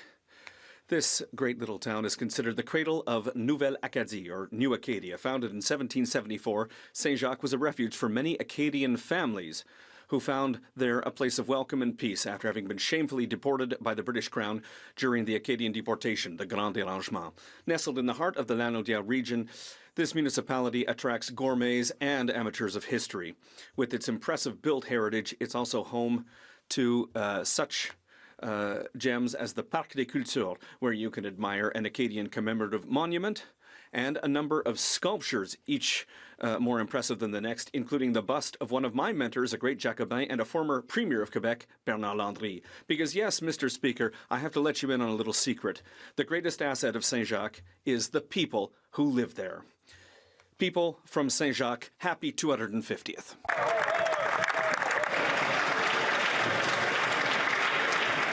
The honourable member from Regina Capel. 10 years ago, our country witnessed a horrific attack on the heart of our democracy. Corporal Nathan Cirillo, standing guard at the tomb of the unknown soldier, was senselessly murdered. And this was just 2 days after the murder of Warrant Officer Patrice Vincent at the Saint-Jean military base. Both were targeted for wearing the uniform of our country, defending our freedom. But in the midst of this darkness, we also saw examples of extraordinary courage. Civilians rushed to aid Corporal Cirillo, showing the compassion and resilience that define our nation. And inside Parliament, heroes emerged as well. Parliamentary Security Constable Samrin Son saw the attacker armed with a rifle and acted without hesitation. In a struggle that cost him a bullet to the leg, Constable Son showed unparalleled courage when he attempted to disarm the terrorist. His brave actions bought crucial moments for the rest of the security personnel to react and ultimately stop the terrorist before he could take any more innocent lives. Today, we honor the memory of those who were taken from us, and we stand in awe of the courage of those who acted with such selflessness. This alone is not enough. Unfortunately, there are people today in Canada glorifying terrorist attacks and celebrating those who commit these evil acts. That is why on days like today, we should not only honor the lives lost and celebrate the heroes of the day, but clearly and unequivocally condemn those who advocate violence to achieve political goals. Let us honor the memory of Corporal Cirillo and Patrice Vincent and grieve with their families. May perpetual light shine upon them. What's up, Sean? How's it going?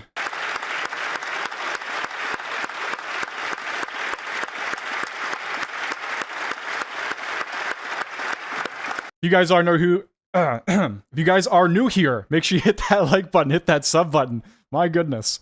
Of Corporal Nathan Cirillo, who was gunned down 10 years ago today while standing guard on sentry duty at the Canadian National War Memorial. On October 22nd, 2014, we lost a son, brother, father, friend, and a national hero. When we lost Nathan, a 24-year-old reservist from Hamilton, we all mourned as one Canadian family. My prayers continue to include his family and his loved ones, as well as the wonderful people who came to Nathan's aid. To all men and women in uniform, please know that you are valued and we appreciate your work. To our Parliamentary Protective Service members who continue to serve and those who have since left, please know that your efforts will forever be remembered. Today is a devastating memory in our history, and I hope all members in this place will continue to work together to ensure that the PPS is given the resources and the regard they deserve. As we honor the courageous Canadians in uniform who defend our values and freedom at home and around the world, we are reminded of the responsibility we all share to denounce hatred and to promote inclusion in our communities and in Canada. Thank you, Mr. Speaker.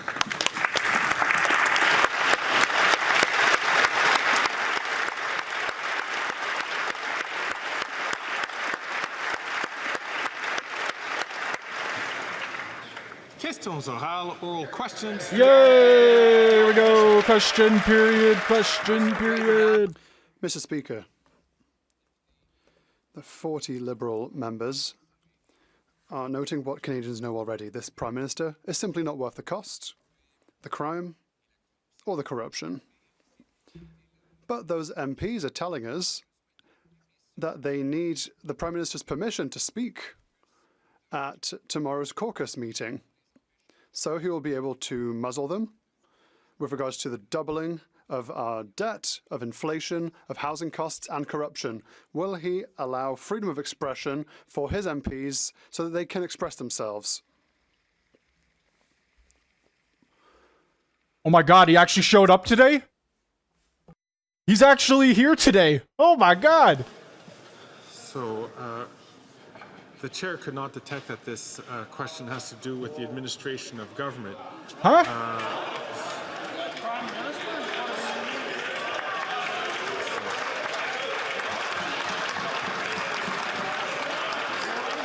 The Right Honourable Prime Minister. I can't believe Trudeau showed up today. Mr. Speaker, we see very clearly once again that the leader of the opposition should concern himself with his priorities. He doesn't care about Canadians' priorities. We're delivering for Canadians, for dental care, for pharmacare, for $10 a day daycare. The Conservative leader offers only cuts and austerity and political play. What we are going to do on this side of the House is work for Canadians and their well-being. The Honourable Leader of the Opposition. Mr. Speaker, it's the Prime Minister who is distracting himself with political games because his own MPs, about 40 of them, have noted that he is simply not worth the cost, the crime, or the corruption. They have lost their trust in this Prime Minister. It's strange that the Bloc Québécois keeps voting for confidence in the government when the own government's members seem to no longer want to do so. Members should be able to express themselves freely. Will the Prime Minister stop muzzling them so that they can express themselves to say finally that the Prime Minister is not worth the cost or the crime?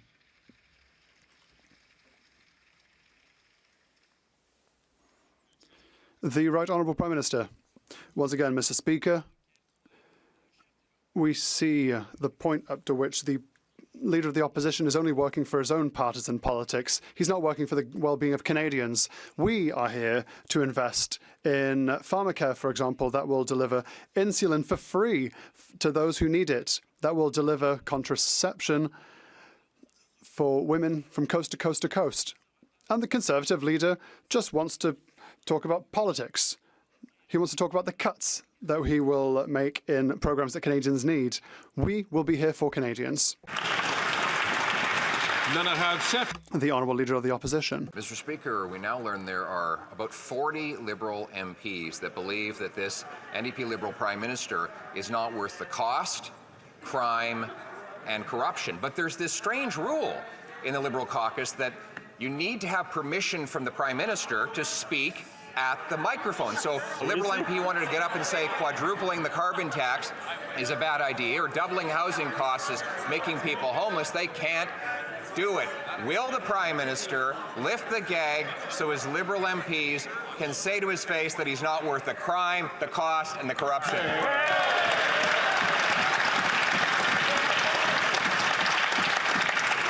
Once again in English, none of these questions have to deal with the administration of government, but I see the... Uh-oh. Starting off early, Greg's going to have to lay the smack down. Big, bad, corrupt Greg. Rising to his feet, the Right Honourable Prime Minister. Mr. Speaker, it seems that the Conservative leader is confusing rules that apply within his Conservative caucus to rules that we have in the Liberal Party. But the reality is, Mr. Speaker, we see at which point the Conservative leader is simply focused on playing politics and gaining power. That's why he wants to talk about things that are not having to do with delivering for Canadians. He doesn't want to talk about the fact that close to 1 million Canadians will be receiving dental care because of our Canadian dental program that he says doesn't even exist and that he's voted against every step of the way.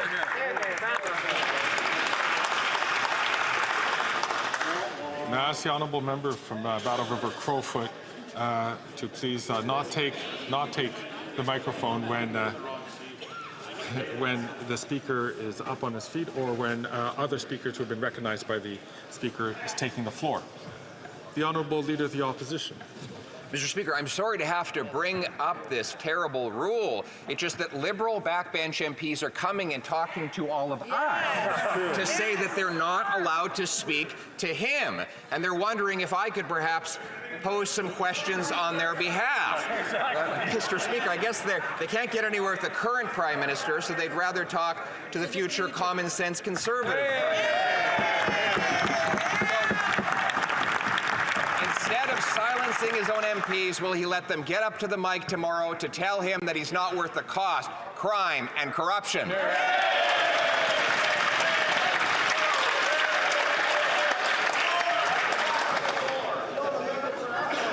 The honourable leader of the opposition.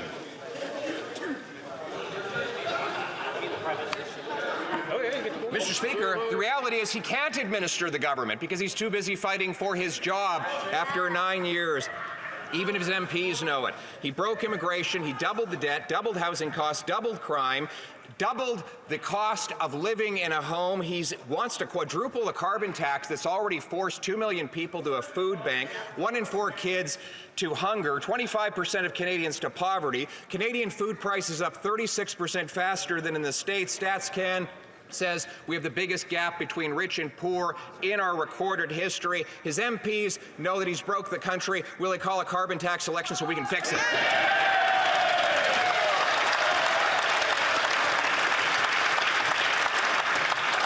The Right Honourable Prime Minister. Mr. Speaker, the Leader of the Opposition, like all of us in this House, know that Canadians are facing challenging times. His solution, however, challenging times that you've created. Is to offer them no programs that they can rely on and to vote against things like dental care and pharmacare and investments in a green economy that is going to create jobs and careers long into the future. He wants to harm Canadians where we're focusing on delivering for them. He wants cuts to programs and services while we're busy investing in Canadians and their futures. That's the choice Canadians get to make. The Honourable Member for Belleville-Chambly. Mr. Speaker, time is moving on. 4 million retirees in Canada, 1 million retirees in Quebec are waiting for an improvement of their purchasing power in a real way and not through slogans. Thousands of supply-managed farmers and producers are waiting for their system to be protected. Will the Prime Minister seize the opportunity to do something useful and improve the lives of 4 million retirees, 1 million retirees in Quebec, and tens of thousands of farmers and producers? The Right Honourable Prime Minister. Like my honourable colleague knows full well, we will always defend supply management. We will always protect our farmers and producers from coast to coast to coast. With regards to seniors, he says that he wants to act. Well, we've acted. When we reduced retirement from 67, as the Conservatives wanted, to 65, unfortunately, the Bloc voted against. We also acted when we delivered an increase in 10% in the Guaranteed Income Supplement. The Bloc voted against. There's a dental care programme that delivered for close to 1 million Canadians. They voted against. The Honourable Member for Bailey-Chambly. The Prime Minister is manipulating the facts, but acting is something he'll have to do in a few days. In a paralysed parliament like this one, with a paralysed government like this one, we have made a proposal that will help people. A proposal that could stabilise Parliament for another few weeks. He'd need it. Will he allow his party to be eaten from within and without, or will he change things for the better for millions of people? The Right Honourable Prime Minister. I've said many times, Mr. Speaker, I completely agree with the desire to be here for seniors who need our help, and that is the reason for which our government has enacted a number of measures in the past years to invest in seniors, to be here for our seniors. And we are open to working with people in this House in order to deliver even more for seniors. The Honourable Member for Rosemont-la-Petite-Patrie. Mr. Speaker, poverty and insecurity are affecting more and more people. According to one study, every month 40% of Quebecers are a mere $200 away from bankruptcy. $200, Mr. Speaker. The situation is so serious that the expression tightening our belts is becoming too real. 20% of people are eating less just to save a bit of money. It makes no sense. It's a result of the Liberals' weakness in forcing CEOs of big grocery stores to do the right thing. When will the Liberals stand up, grow a spine, and force these companies to control the prices of essential foods? The Right Honourable Prime Minister. Mr. Speaker, the NDP knows full well that we have enacted measures to improve competitivity between groceries. We have delivered direct aid to families who needed it, and we're also delivering a program for food in schools that is saving hundreds for families from coast to coast to coast. We will continue to be here to support Canadians. We'll continue to be here to invest in programs that will help Canadians, whilst the Conservatives are just threatening austerity and cuts. The Honourable Member from Nunavut. Last week, First Nations leaders respected the First Nations Caring Society by voting to guarantee all First Nations children will be protected from Canada's discrimination in child and family services. The Liberals had offered a weak funding plan with an expiry date. This discrimination must stop now and forever. Will the Prime Minister finally respect the Human Rights Tribunal, stop discriminating against First Nations children, and offer First Nations an agreement that upholds their rights? The Right Honourable Prime Minister. Mr. Speaker, reconciliation means walking as true partners to Indigenous peoples, and we, of course, will continue to be there to invest in supports for Indigenous peoples. It means we will continue to work with them in the ways that make sense. I will highlight that the Chiefs of Ontario and the Anishinaabe Aski Nation are continuing to look for ways to move forward with the government to support kids who've been affected in care. We will continue to be there to work in partnership with Indigenous leadership and communities to deliver the supports so deeply needed by so many young people. That's great. Great. The Honourable Member from Calgary Forest Lawn. After 9 years of the Liberal NDP government, taxes up, costs up, crimes up, time's up. The parliamentary budgeting officer confirmed what Canadians already know. This incompetent finance minister can't do math. She's going to blow through her own deficit this year by $7 billion. That's higher taxes and lower standards of living. 1 in 4 Canadians are already skipping meals, and this Liberal-made misery is only going to get worse. Why not call a carbon tax election now so Conservatives can fix the budget?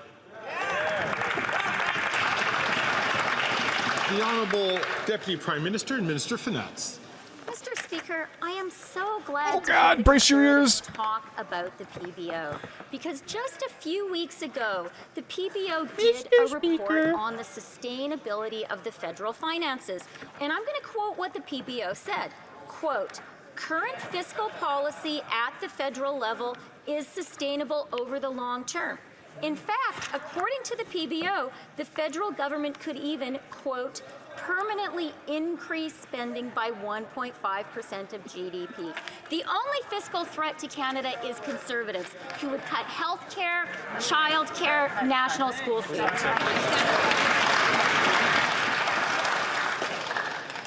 The honourable member from Calgary Forest Lawn. That PhD in wackonomics has no clue. This incompetent finance minister, not knowing how to do math.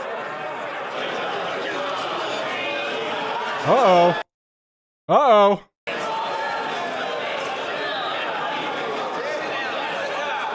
See, wouldn't it be great if they just, like, started crossing the floor and, like, a fucking all-out Royal Rumble broke out? Like, just... God. What a joke. Colleagues. Here we are again. Greg's gonna lay the smack down to somebody. Colleagues, try to encourage as much freedom as possible in terms of the way people express themselves here. I'm going to ask honourable members... Colleagues. I'm going to ask honourable members to, as much as possible, refrain from using language which is directed at a particular member and is considered insulting to those members. So I'm going to encourage all members, and I've spoken about this in a previous ruling. I'm going to ask the honourable member from Calgary Forest Lawn to start his question again, but to rephrase his question so that he doesn't use that kind of language. Oh boy. That sounds like liberal wackonomics, and this incompetent finance minister not knowing how to do math ensured 50% of Canadians can't afford basic necessities like food. Oh boy. She'll give cushy contracts to rich liberal insiders while telling the 2 million Canadians she sent into a food bank they can solve their liberal-made misery by cancelling their Disney+. She knows higher deficits lead to higher taxes and lower standards of living. She just doesn't care. Why not call a carbon tax election now so Canadians can fire these economic... I mean, you know what? I agree with the remove Disney Plus. Stop watching that fucking dog shit media. God damn. I'm going to come back to members on this matter, but I'm going to encourage all members. Nobody pays to see the referee. I'm going to encourage all members. That was loud and clear. Keep their counsel when they're not recognized by the chair. Greg is laying the fucking smackdown. The Honourable Deputy Prime Minister and Minister of Finance. Mr. Speaker, thank you for your Yeah, Greg's a bum. Greg's a fucking corrupt idiot. myself puerile playground insults from the maple syrup MAGA. Don't bother me. Maple syrup MAGA. Here we are again, the Canadians bleeding into American politics because they, you know, Orange Man bad, Trump bad. Fucking deranged. As I mentioned,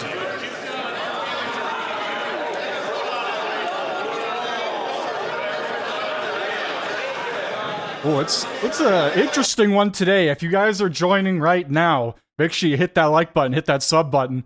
We aren't even halfway through question period, and Greg is looking very happy that this is his job today. this is precisely the reason why we should be very mindful of our language, because the things will be said on all sides which is going to be disturbing to the order of the House. I'm going to come back to this matter, and I'm going to ask the Deputy Prime Minister to start her question again without using those words. The Honourable Deputy Prime Minister. The Honourable whoever you are. As I said, Mr. Speaker, I can handle it. But what makes me really mad, what I can't handle, is seeing crocodile tears from these Conservatives. The only time they care, notice vulnerable Canadians, is for a partisan photo op. And we know They don't care because they are opposed to a national school food program that is feeding 400,000 Canadian kids. They're opposed to dental care that is helping 1 million. We care about Canadians. They just care about themselves.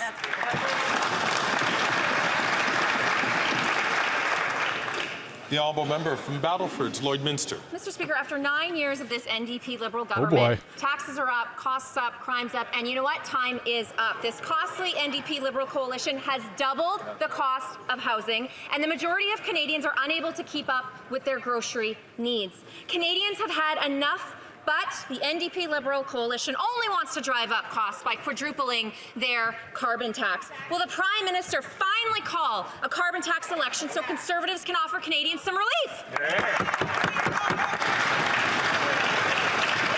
The Honourable Minister of Housing, Infrastructure and Communities. Mr. Speaker, under the Conservative leader, slogans are up, rhymes are up, and parroting talking points so you get a shiny gold star and caucus seems to be up. I cannot imagine diminishing myself when I have the opportunity to represent my community in the House to cheapen the arguments that we can put forward on the floor of the House of Commons. If they care about helping people, why don't they actually support the policies that help build homes for people who can't afford them? Why don't they actually help advance policies that let families put food on the table, whether that is childcare, a middle-class tax cut, or the Canada Child Benefit? Every time we put measures forward to help Canadians, they vote against it and stand up with this nonsense.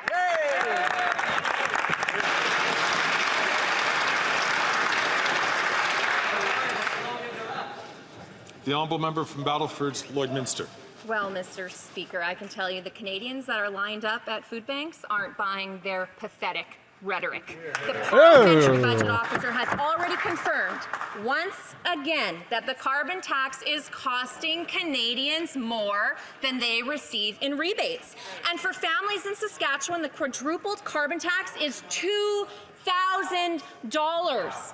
Will the Prime Minister finally give Canadians the carbon tax election that they so desperately need?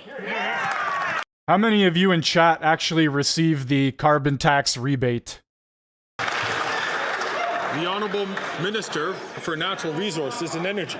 Thank you, Mr. Speaker. Let me provide a few facts to the honourable member. Fact, the PBO confirmed that the vast majority of Canadians get more money back than they pay. Fact, over 300 Okay, so the other day before the weekend, like I think it was maybe the 16th or something, 17th, I can't remember.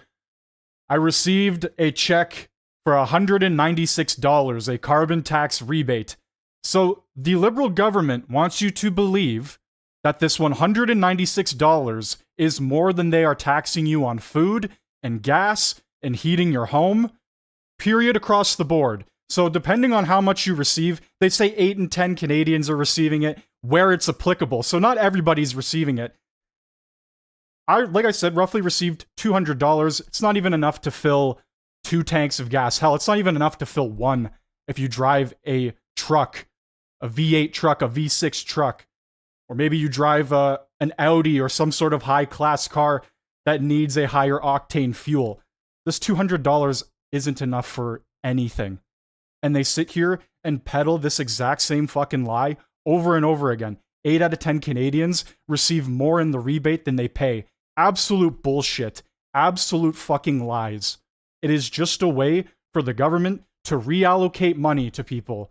What do those 2 Canadians receive? 8 out of 10 Canadians receive more than they pay? Well, what about those 2 Canadians that are paying more out their ass so other people can receive this benefit? Minister for Tourism. Thank you, Mr. Speaker. I would like to remind my honourable colleague that it's this government that created the first national housing strategy that built... Yeah, it's a quarterly payment of roughly $200. I don't know if some people receive more than that, but I don't buy it for a second that people are actually receiving more and making more off of this than they're paying. ...the country who will see their dreams come true thanks to this government, Mr. Speaker.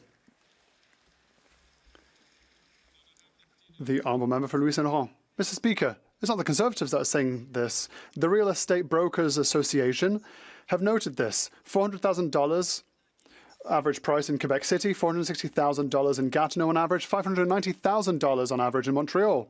Mr. Speaker, beyond the numbers, we see broken dreams and ambitions for young Quebecers under the leadership of this government. I invite the member for Papineau, Prime Minister, to rise today and explain to young Canadians and Quebecers why he's made things worse for them and why they can't even buy a house because of his leadership. The Honourable Minister for Public Works and Procurement. Thank you, Mr. Speaker. My colleague for Louis Saint Laurent, who I like very much, talks about ambitions and numbers. He should talk about the ambitions and the numbers of his Conservative leader. When he was Minister for Housing, during his entire mandate, throughout the country, built not one, not two, but hold on to your hats, 6 entire housing units, Mr. Speaker. He should talk about his Conservative leader when it comes to ambition, so that he could visit 160,000 units that we have built in his riding alone.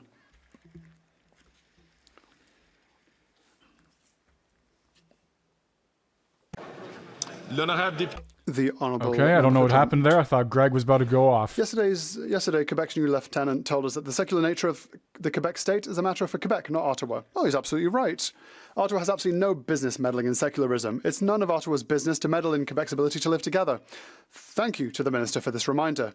So we understand that Ottawa has absolutely no intention of going to court to challenge a Quebec law that does not fall under the jurisdiction of the federal government, right?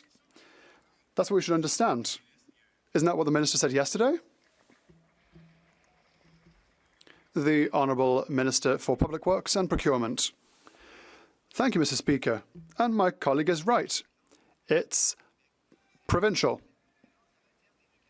It's education. If my colleague wants to inform and consult with the Quebec government, he shouldn't do so here. He should do that at the National Assembly of Quebec. That's the recommendation that I made to him yesterday. The Honourable Member for Drummond. The Prime Minister took advantage of his appearance on the Stephen Colbert show to declare, and I quote, "We are trying to ensure that people keep their culture, keep their language." Mr. Speaker, come on, that's not how integration works in Quebec. In Quebec, we agree on a common core: equality, religious neutrality, and French as the common language. Learning French and adhering to common values are part of integrating into Quebec. Does the federal government realise that its multiculturalism is simply incompatible with Quebec's model of integration? Yeah, when they start mentioning anything American, it's just like you're going off the rails. You're talking about Colbert and you're doing all this shit, talking about maple syrup MAGA politics. Like, the Liberals are just deranged, man. Being a Quebecer, growing and living in Quebec, that is the privilege of millions of Quebecers, including new immigrants. That's how things work in Quebec. He's right, and we're proud of it. The Honourable Member for Drummond. Ottawa wants to challenge Bill 21 in the courts and weaken secularism in Quebec. Ottawa maintains the religious exception in the Criminal Code. Ottawa refuses to allow the Multiculturalism Act to apply to Quebec. And the Prime Minister is telling Americans that everyone who comes to Canada can keep their language and that there is no common language, etc. There's no problem. In short, the federal government is undermining integration, harming secularism, and is hurting the French language. Does this government understand that what it should do is try not to hurt Quebec's ability to live together? The Honourable Minister for Public Works and Procurement. Thank you, Mr. Speaker. My Black Quebecois colleague, who I like very much, is just looking to squabble. Countless Quebecers, new Quebecers, arrive in Quebec because Quebec is part of Canada. When we're Quebecer, we are Canadian. And many new arrivals in my riding say that they're proud to be Quebecers. Send them back to France, God damn it. Member from Fort McMurray, Cold Lake. After 9 years of NDP Liberals, taxes are up, costs up, crimes up, and time is up. The Prime Minister's own parliamentary budget officer confirmed yet again that the carbon tax costs more to Canadians than they get back in rebates. When the NDP Liberals quadruple the carbon tax, families in Alberta will pay nearly $2,000 more in carbon taxes. Will the NDP Liberals finally admit their tax is simply a scheme and call a carbon tax election? The Honourable Minister for Economic Mr. Development. Speaker, at the risk of correcting my honourable colleague from the other side, it's Randy. State very clearly, the PBO has indicated that 8 out of 10 Albertans get more money back from the Canada Carbon Rebate than they pay in carbon taxes. Mr. Speaker, but you don't have to take money. That's gotta be the biggest horseshit lie, Mr. Clean, you are peddling. Get the fuck out of here. In rural Alberta, she even got the 20% top up. Sorry, my colleague, that's the fact. And that's the fact. I ask the honourable member from Miramichi Grand Lake not to take the floor unless he's recognised. The honourable member from Battleford's Lloydminster. Excuse me, from Fort McMurray, Cold Lake. Thank you, Mr. Speaker. Canadians lined up at food banks really aren't buying that rhetoric. I'm sorry. Food bank usage is also up. Cold Lake Food Bank is the busiest it's ever been, with a 28% increase in usage over 2023, which itself saw an increase of 16% over 2022. The carbon tax is driving up the cost of groceries, gas, and heating, making things more difficult for families and food banks that are pushed to their limit. So the question's simple. Will the Prime Minister admit his carbon tax isn't working and call a carbon tax election? Wonder what the other Randy thinks. The other Randy. I heard that one. The numbers are in and the checks have already arrived. And in Alberta, a family of 4 gets $2,500 per year, which is more than they spend on the price on pollution, which is something the other side doesn't How much did he say per year? 2,500? Planet burns. And Mr. Speaker, let's go one step further. Why did that side vote against the Canada Child Benefit that gives $7,800 per kid in Alberta? Why did they vote against childcare? Why did they vote against supports for workers? They care about themselves, not about Canadians. We're on the side of Canadians each and every day.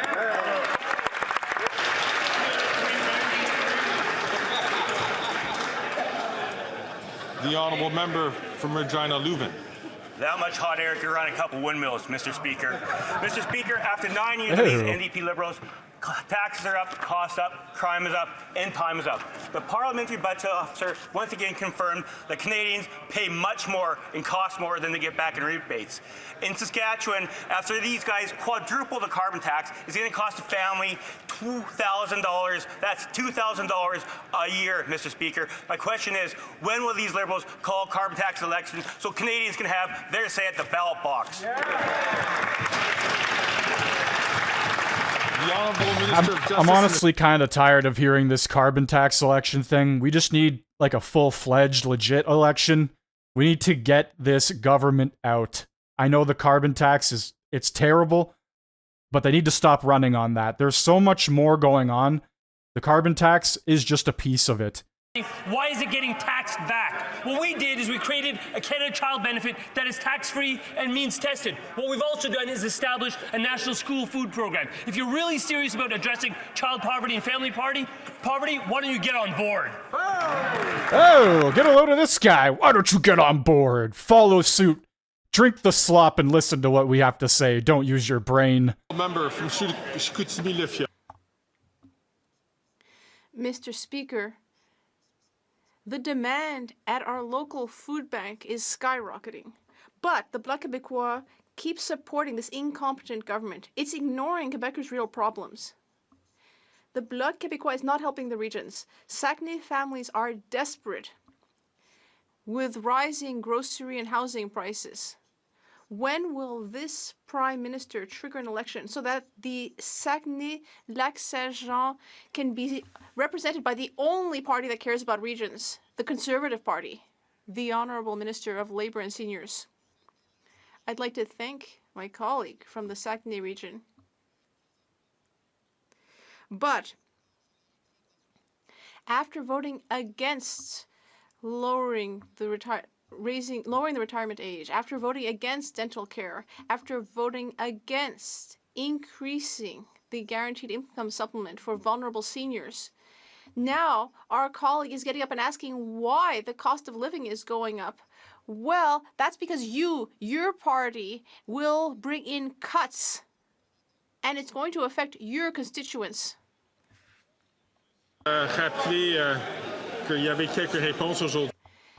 Yes, I'd just like to remind us all that some of the questions today directed questions directly to members, and that's not how it should be. It should go through the speaker. From Edmonton, Griesbach.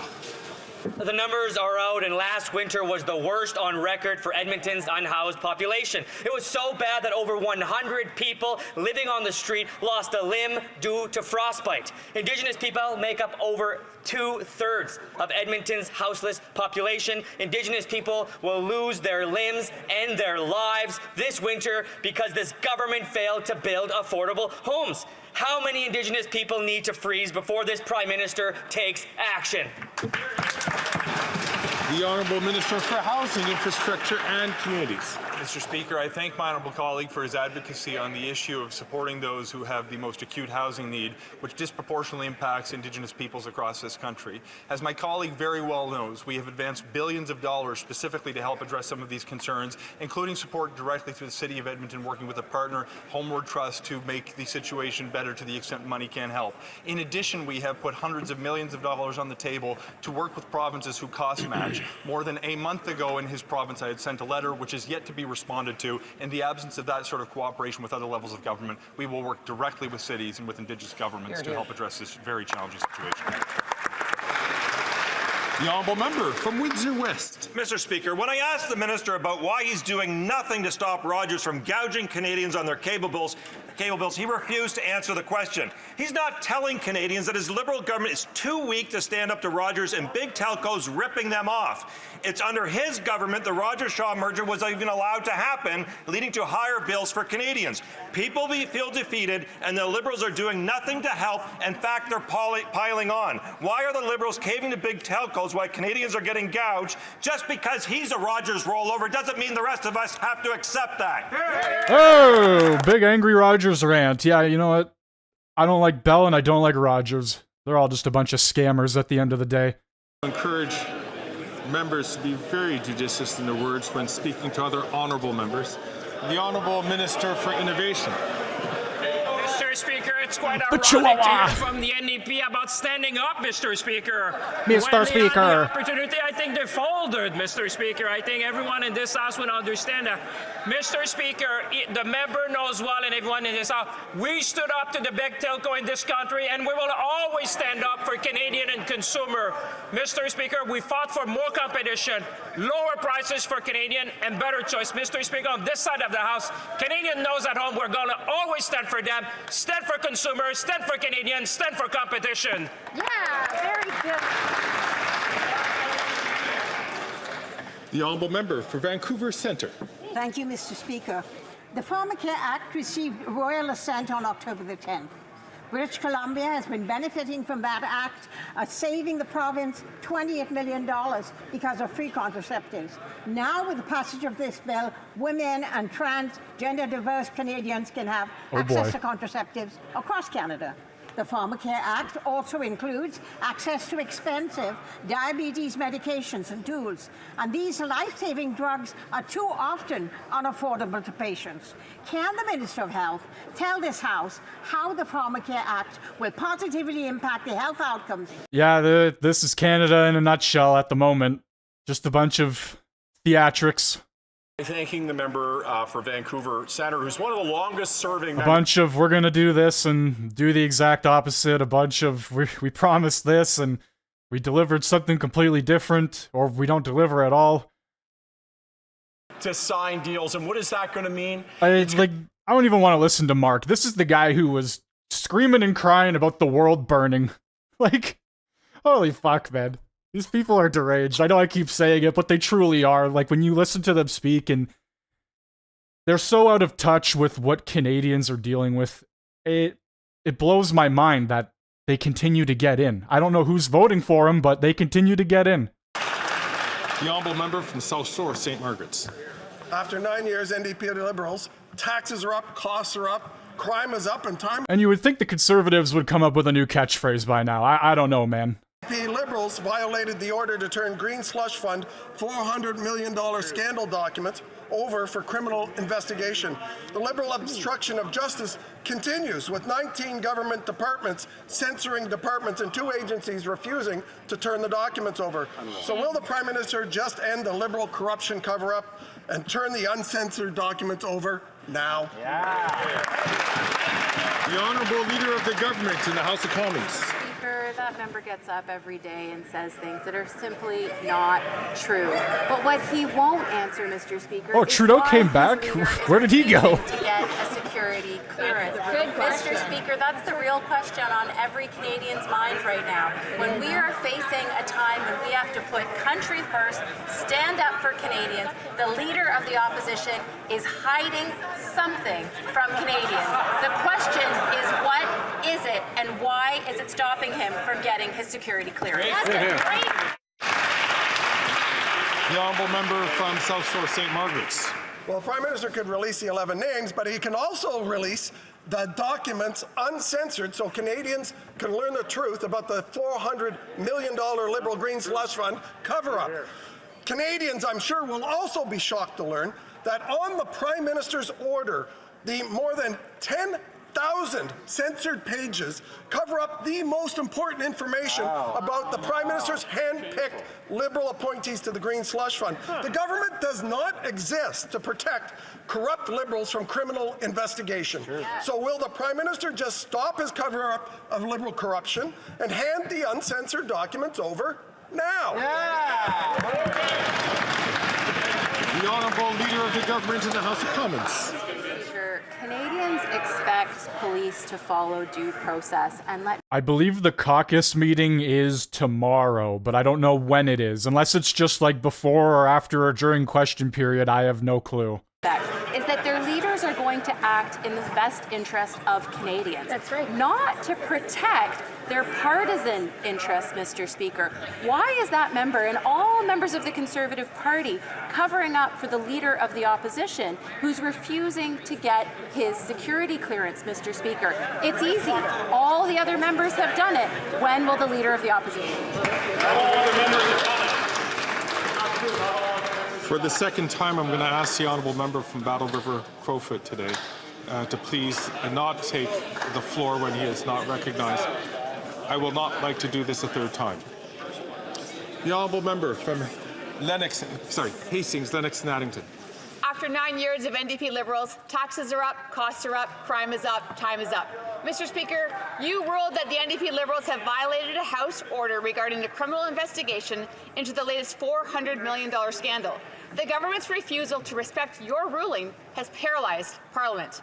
The Auditor General found that Liberal appointees at SDTC gave millions to Liberal insiders with over 186 conflicts of interest. Mr. Speaker, will the NDP Liberals end the cover-up and comply with your lawful order so we can get accountability for corruption and Parliament can get back to work? The Honourable Leader of the House of Government in the House of Commons. Mr. Speaker, I expect my honourable colleagues on the other side to at least be honest with the facts. What you said was that this was highly unusual, this motion, and it should be referred to committee for study. We support that. It's only the Conservatives that are obstructing their own obstruction. But, Mr. Speaker, this is unsurprising because they're also trying to cover up their own leader's refusal to get his security clearance. Mr. Speaker, all of the other leaders of the political parties in this House have done that. Canadians want to know why. What is he hiding and what is he trying to protect? What are you guys hiding? That's the real question. Then I have Deputy de Montmagny. The Honourable Member for Montmagny, Lisley, Kamouraska, Rivière-du-Loup. Mr. Speaker, after 9 years of these Liberal scandals, once again our work has been paralyzed by Liberal corruption. Canadians need to know where their money is going and why 390 million taxpayer dollars ended up in the pockets of Liberal buddies. Meanwhile, Canadians are struggling to house and feed themselves. Are the Liberals finally going to step up and give the evidence to police so that Parliament can finally start working for Canadians? The Honourable Government House Leader. Thank Karina, or whatever her name is, she comes off more slimy, you know what I mean, than Freeland does. Like, Freeland's just annoying and pretty dumb most of the time. But Karina, if that's her name, I don't even know if that's her name, whatever her name is, she comes off like, I don't know, man. There's something two-faced about that woman. The way she speaks, the way she, I don't know, man. I don't like it. I don't like it. Get his clearance. The Honourable Member for Rivière-du-Nord.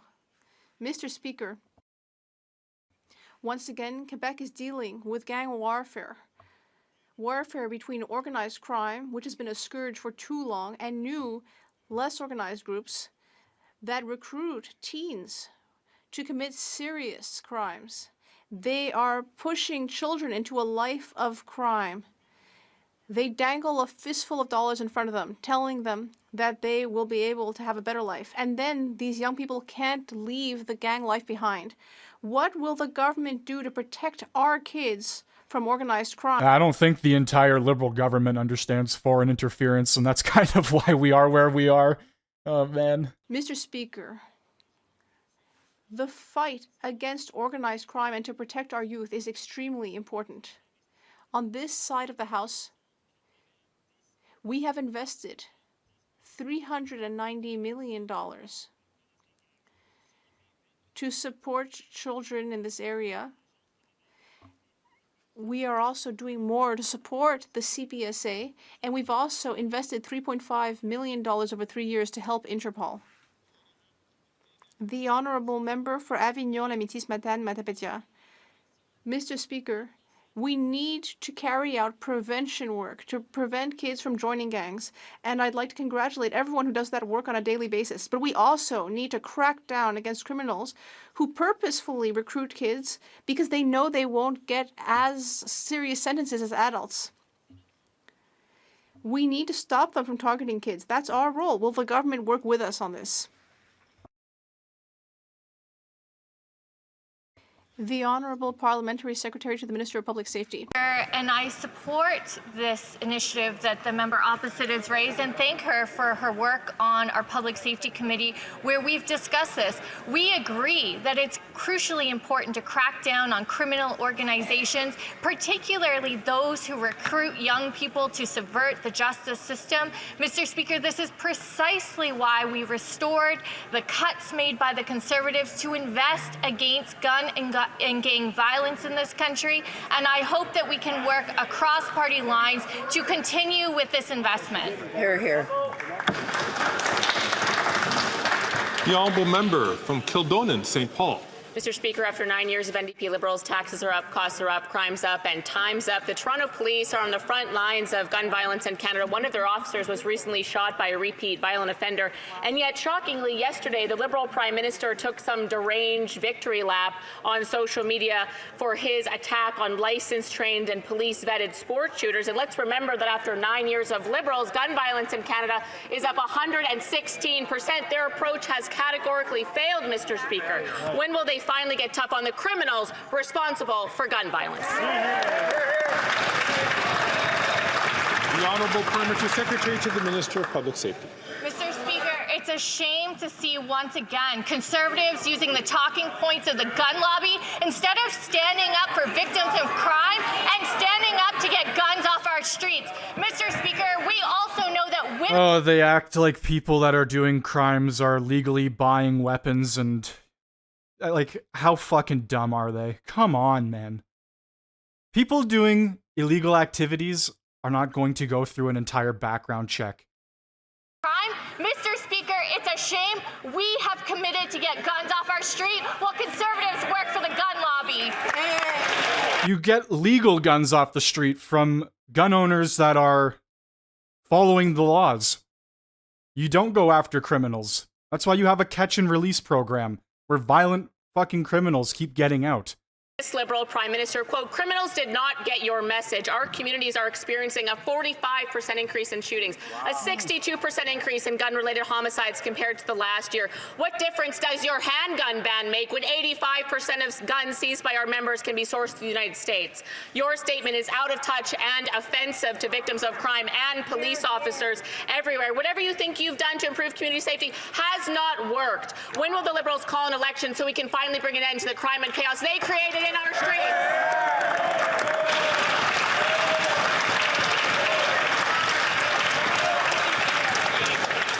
The Honourable Parliamentary Secretary to the Minister of Public Security. Mr. Speaker, once again, let's talk about Conservative logic. They think putting more guns on our street is going to somehow keep our communities safer. We know that that doesn't work. Their cuts to CBS CBSA to allow the import of illegal guns is something that we have had to clean up. Conservatives care only about the gun lobby and not about Canadians. Mr. Speaker, we have put in place I'm actually... Hey, what's going on here? Whenever something happens, you just gotta yell and go, ah! Hearing the answer to this question. Colleagues, please. Because it...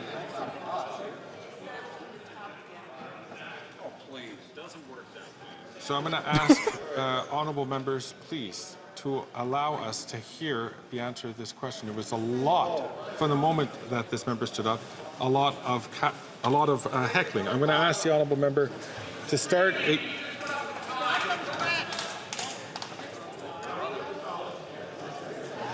Oh man, what are we doing?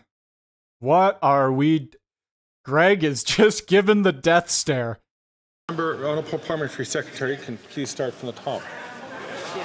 Mr. Speaker, it's interesting that every time I stand in this place and call out conservative hypocrisy around violence in our communities, they can't stand it. This is why they try to silence voices like mine who stand up for women in particular who are disproportionately affected by gun violence. Right. Mr. Speaker, what conservatives believe is more guns on our street will somehow help keep our communities safe. But we know what keeps communities safe is getting these guns off our streets, investing in CBSA to protect our borders, while conservatives take their talking points from the gun lobby. Hear, hear.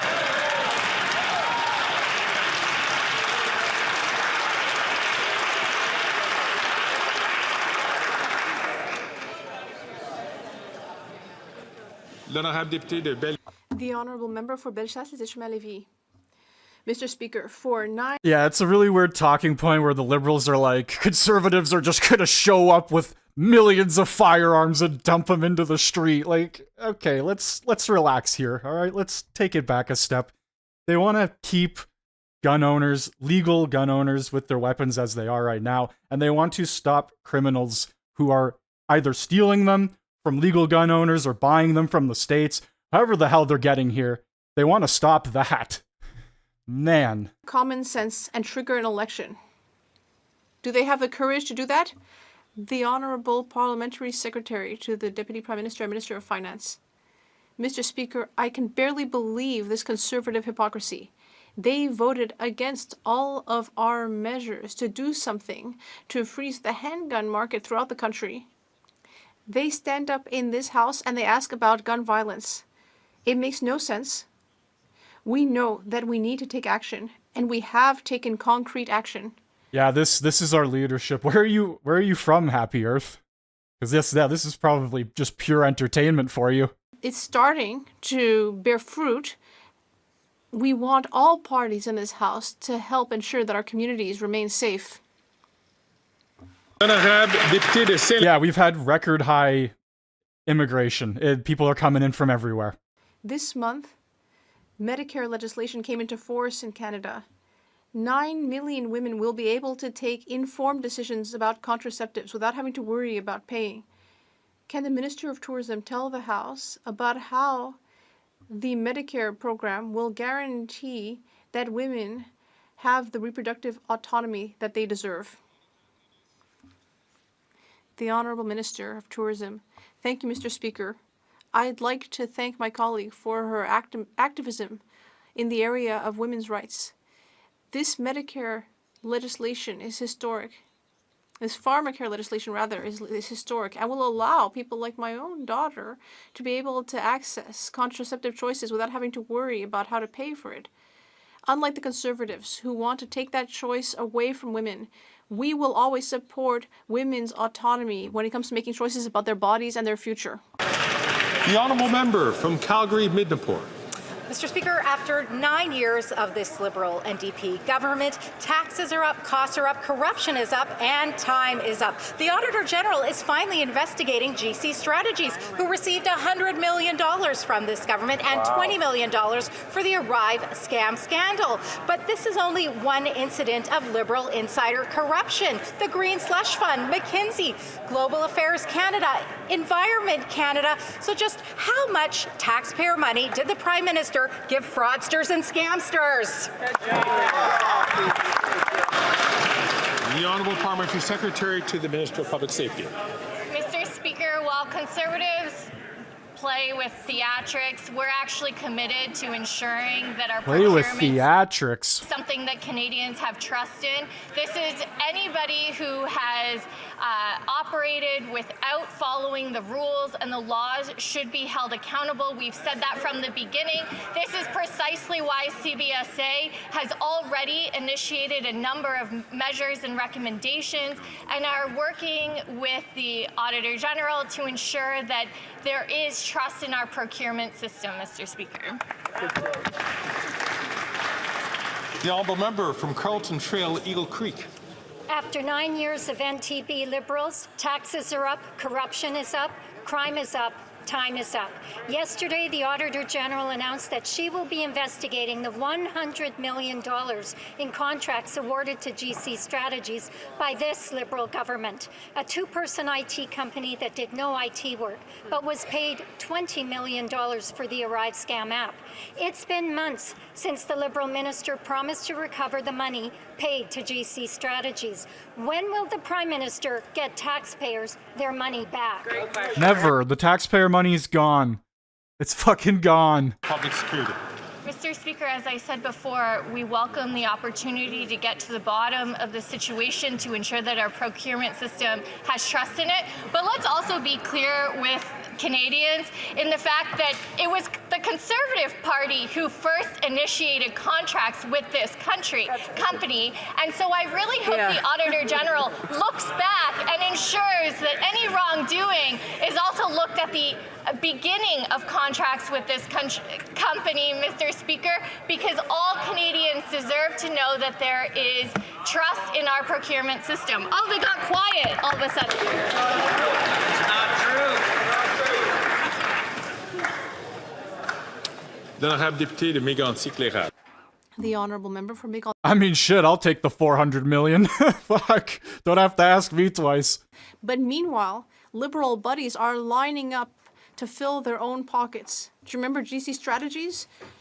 Two guys in a basement who received a $20 million contract to develop ArriveCan, even though they had no IT expertise. And we've just heard that the AG has announced that she will be... Yeah, it doesn't matter what we do. Lawsuits, whatever this theatrical bullshit is, whatever you want to call it, that over $400 million is beyond gone.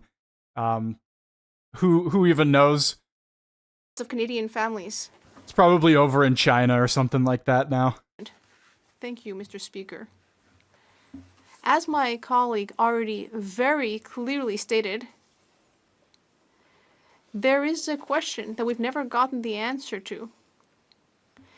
My colleague just talked about the fact that some children don't have enough to eat and that kids need to be able to... Attack of the Randys. They're coming. They're coming for all your millions. So how is it that the Conservative Party doesn't want to help children have enough to eat when they go to school? After all, how can the Conservatives justify this attitude? He kind of does look like the main villain from Roger Rabbit. The member has already had a chance to ask a question, so I would encourage him to continue this discussion outside the House. Merci, Monsieur le Président. Access to contraceptives like the birth control pill improves equality and provides women with the ability to decide if or when they will start a family. We know that cost is the single most significant barrier for women and gender-diverse Canadians in accessing these medicines. Can the Minister of Women and Gender Equality and Youth please share with this House how the Pharmacare Act will impact Canadians? He looks like the gay captain from Star Trek. Speaker, access to contraception shouldn't be a luxury, but a fundamental right. And the Pharmacare Act provides women and gender-diverse people with the freedom to make their own choices about their bodies and not worry about the cost, Mr. Speaker. But Conservatives don't want Canadians to have free access to contraceptives or reproductive freedom. How do we know this? Because members opposite continue to introduce anti-choice petitions and bills. Make no mistake, Mr. Speaker, Conservatives will cut free contraceptives. On this side of the House, we will always stand for choice.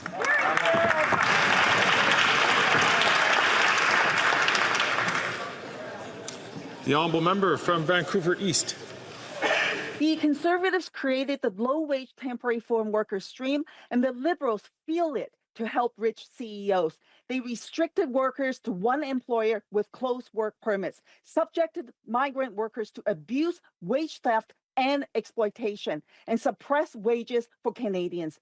Chain CEOs are ramping up exploitation and abuse. Workers like Rowell Palin said their boss, Canadian Tire, paid them less wages and threatened them if they told anyone. Will the Liberals stop caving to CEOs and end the abuse with open work permits? The Honourable Minister for Workforce Development.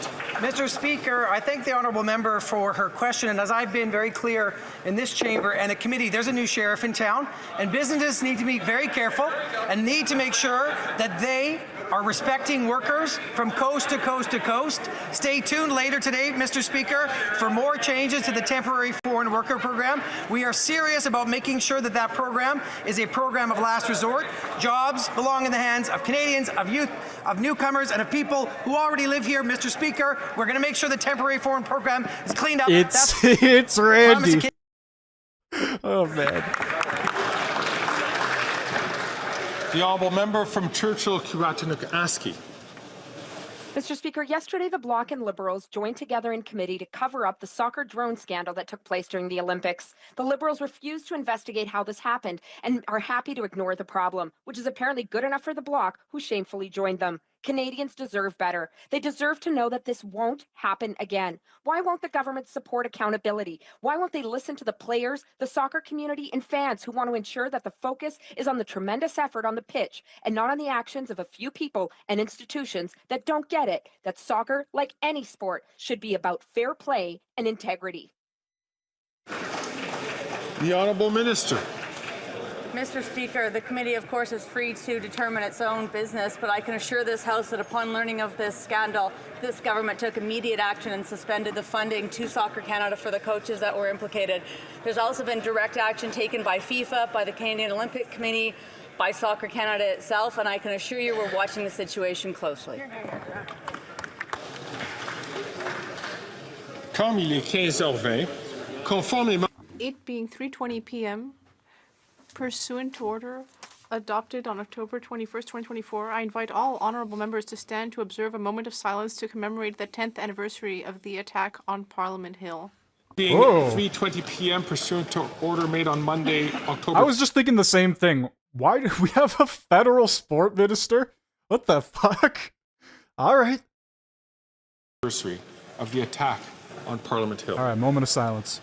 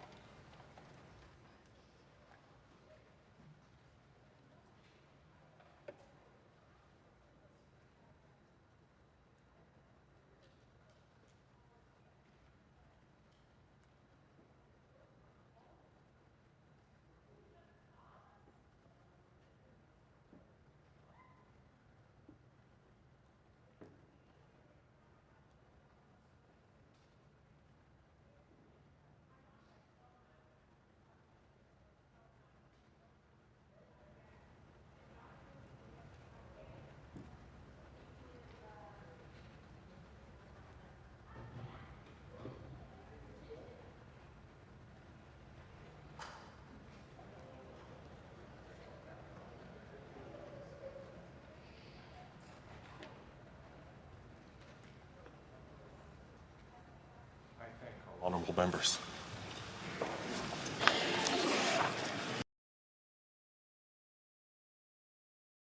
La Chambre procédera maintenant. The House will now proceed to statements. I recognise the Right Honourable Prime Minister. Thank you, Mr. Speaker. 10 years ago today, Canada was in shock. Our capital, the centre of Canadian democracy, was the target of a cowardly and shameful terrorist attack aimed at both the National War Memorial and Parliament Hill. And I'm going to cut you off because you continue to allow organizations into our country, Trudeau, that pretty much want to continue these acts of violence on us. This guy is such a fucking idiot. My God. Only tragic event that struck Canada that very week. 2 days before, Warrant Officer Patrice Vincent was killed in an attack in Saint-Jean-de-Richelieu in Quebec. Today, I ask my colleagues, members of this House and Canadians to join me when we honour these two devoted members of the Canadian Armed Forces and offer our condolences to their families, to their well-being, and to members of the armed forces. He's just a slimy, two-faced liar. And he's not even a good liar. He's not even a good con man. All right, these scandals, he keeps getting caught. He's not good at anything. He's literally not good at anything. He's not even good at breaking the law. Sacrifices that are, in fact, symbolized by the National War Memorial, whether during operations around the globe, while responding to natural disasters here at home, or even in our very capital. Service members put their lives at risk every single day so that we can all live in a peaceful, safe, and democratic society. I also want to take this opportunity to thank the paramedics, police officers, and those of the Parliamentary Protective Services who rushed towards danger to protect Canadians. I'm thinking notably of Constable Samuel Song, who was shot and injured while doing so, and who is with us today.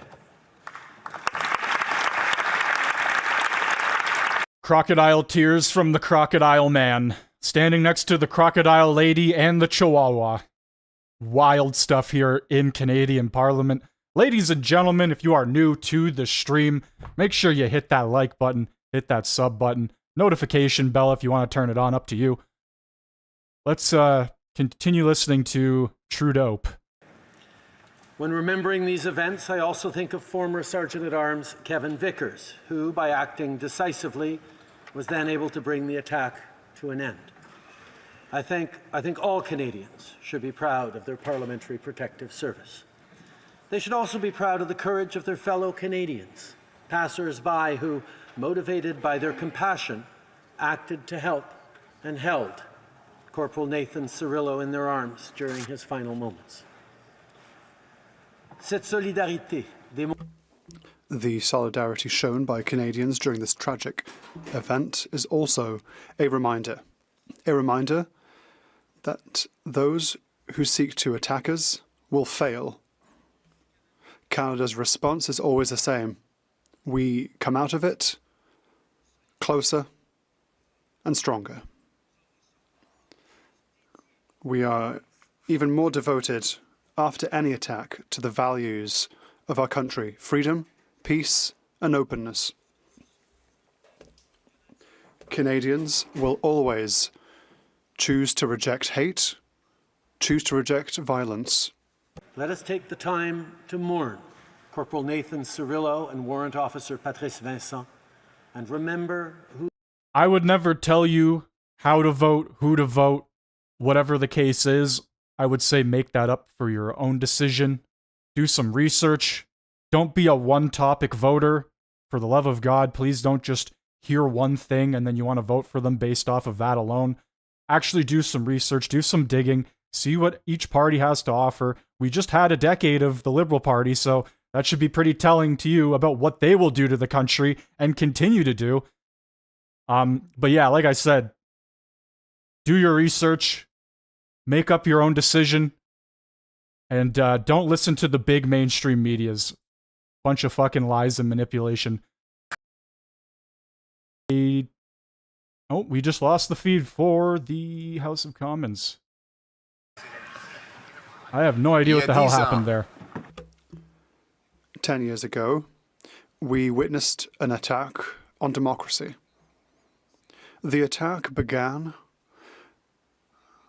on the 20th of October 2014 in Saint-Jean-sur-Richelieu with the murder of a courageous soldier, Warrant Officer Patrice Vincent. Mr. Vincent served his country. He donned the Canadian uniform. He had a family. He had friends who adored him, but who lost him on that day. 2 days later, there was another attack, here on Parliament Hill. But perhaps even worse, at the cenotaph.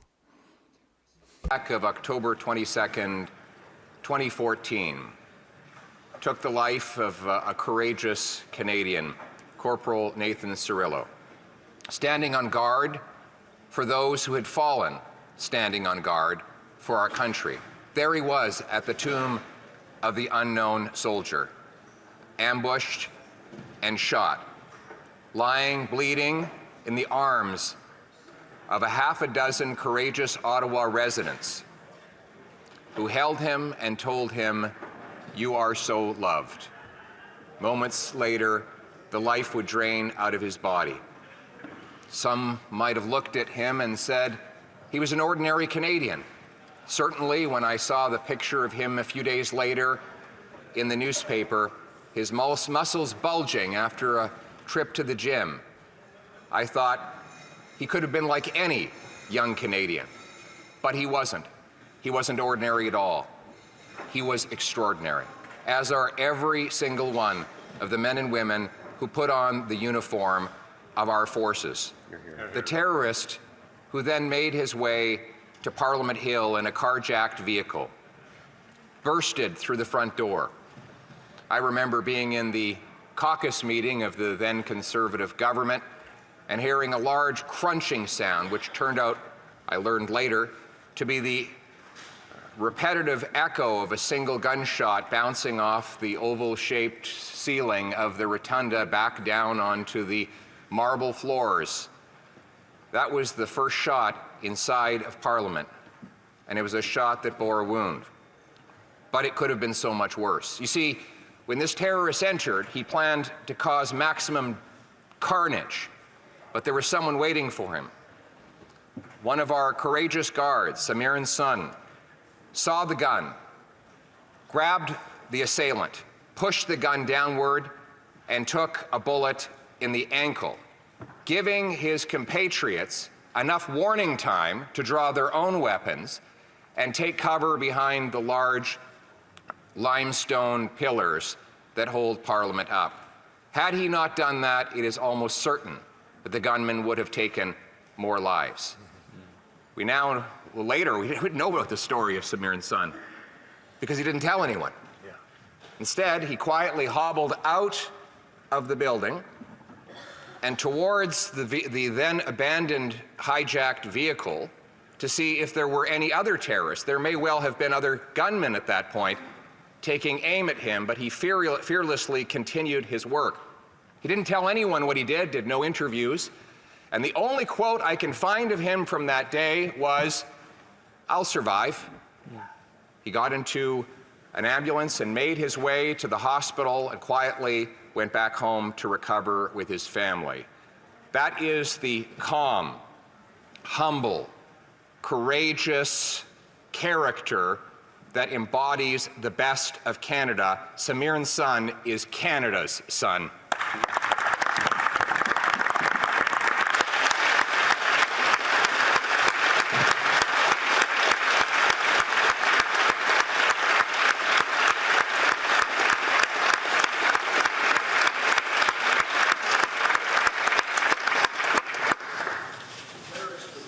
Through the Hall of Honor, I remember the sounds of those firecracker sounds going off. We didn't know at the time that those were gunshots fired by our security forces, thank God, bringing the terrorist to the ground and ultimately to his deserved fate.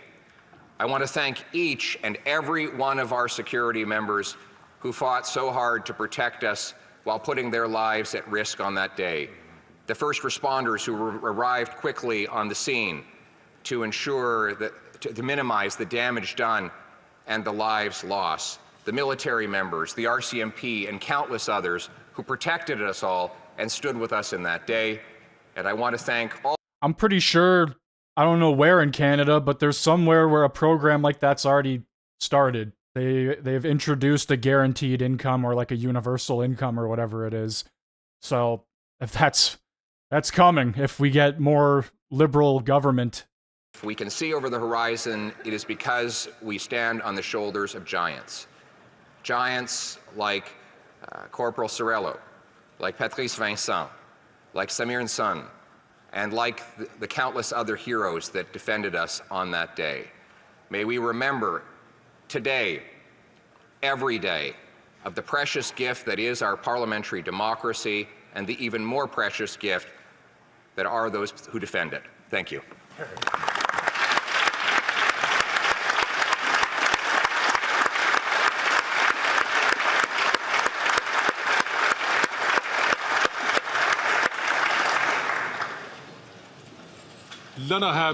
The Honourable Member for Bécancour, Nicolette Sorel. Mr. Speaker, 10 years ago today, on Wednesday the 22nd of October 2014, Parliament experienced one of the darkest days in its long history. A day that would change life in the House of Commons forever. 10 years ago, a terrorist killed a man a stone's throw from Parliament before bursting into the centre block with deadly intentions towards the elected representatives of the people. 10 years ago, Corporal Nathan Cirillo lost his life in a completely senseless attack by a deranged jihadist sympathizer. The Bloc Québécois' first thoughts are with the loved ones of Corporal Cirillo, the life of whom should never have ended that day at the age of 24 because of a senseless act. As Quebecers, we can't help but remember that the Ottawa attack came barely 2 days after another traumatic experience in Saint-Jean-sur-Richelieu. Barely 2 days after another radical Islamic sympathizer mowed down 2 soldiers in a parking lot, wounding one and taking the life of Warrant Officer Patrice Vincent. Today, we also remember him. Our thoughts are still with his loved ones 10 years later. Mr. Speaker, all parliamentarians, all members of staff, and even Canadians working in the area adjacent to the Hill will remember the 22nd of October 2014 for the rest of their lives. The day when the whole of downtown Ottawa wondered if we were safe, each and every one of us confined to our offices until later in the day. The day a crazed maniac killed a soldier, then stole a minister's car to get to Centre Block. On a Wednesday, caucus day, when Parliament is at its most crowded compared to any other day of the week. The day when a man started a gunfight with parliamentary security in the Hall of Honour right next to the library. The day when, in a heroic moment, Sergeant-at-Arms Kevin Vickers and the police fired and shot the gunman dead. History will forever remember the heroism of Mr. Vickers that day, as well as that of law enforcement officers in Parliament, in particular Corporal Curtis Barrett and Agent Sun. It was a historic and heroic moment, but one that did not mark the end of the crisis, as no one knew at the time that the gunman had acted alone. It was the end of the threat to Parliament, but the beginning of a long day for all MPs, all members of staff, and staff of the House who feared for their safety. No one knew what was really going on. We were told to stay locked in our offices, to keep away from windows, and to close the curtains of our offices and rooms. We called our loved ones, our spouses, our children, in an attempt to reassure them. This is a very unique ordeal, reassuring one's loved ones when in reality one doesn't know anything about the real situation, until finally we were informed that it was safe to leave and go home. Life in the House of Commons changed that day. Firstly, for the many people who suffered post-traumatic shock at the result of this disastrous event, which continues to leave a mark 10 years on. Later, with the creation the following year of the Parliamentary Protection Service in its current form, and with the vast tightening of security measures around the Hill, which continues even this autumn. Above all, Parliament lost much of its innocence that day. Gone were the days when you would think that such things simply do not happen here, on this rather touristy and good-natured Parliament Hill. It's probably for the best, given the current climate of hostility and threats against elected representatives, but it will forever be deplorable and tragic that it took the loss of a young man in the prime of his life, Nathan Cirillo, at the hands of a terrorist. We remember him, and we remember Wednesday, the 22nd of October 2014. In closing, on behalf of the Bloc Québécois, I would like to extend my warmest thanks to all the officers of the Parliamentary Protective Service who are here with us every day,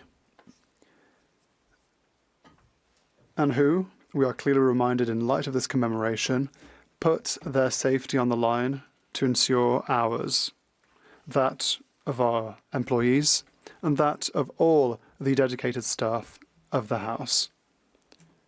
We thank you all. Thank you, Mr. Speaker. All right, that is going to do it for me today. I want to thank you all for stopping by and watching. Interesting stuff happening in the world of Canada. In the country of Canada. Regardless, I will be live tomorrow. I will see, hopefully, most of you back here tomorrow. If you are new here, make sure you hit that like button, hit that sub button, notification bell on. You know the gist of it. I will leave you looking at corrupt Beetlejuice, and I will see you all tomorrow.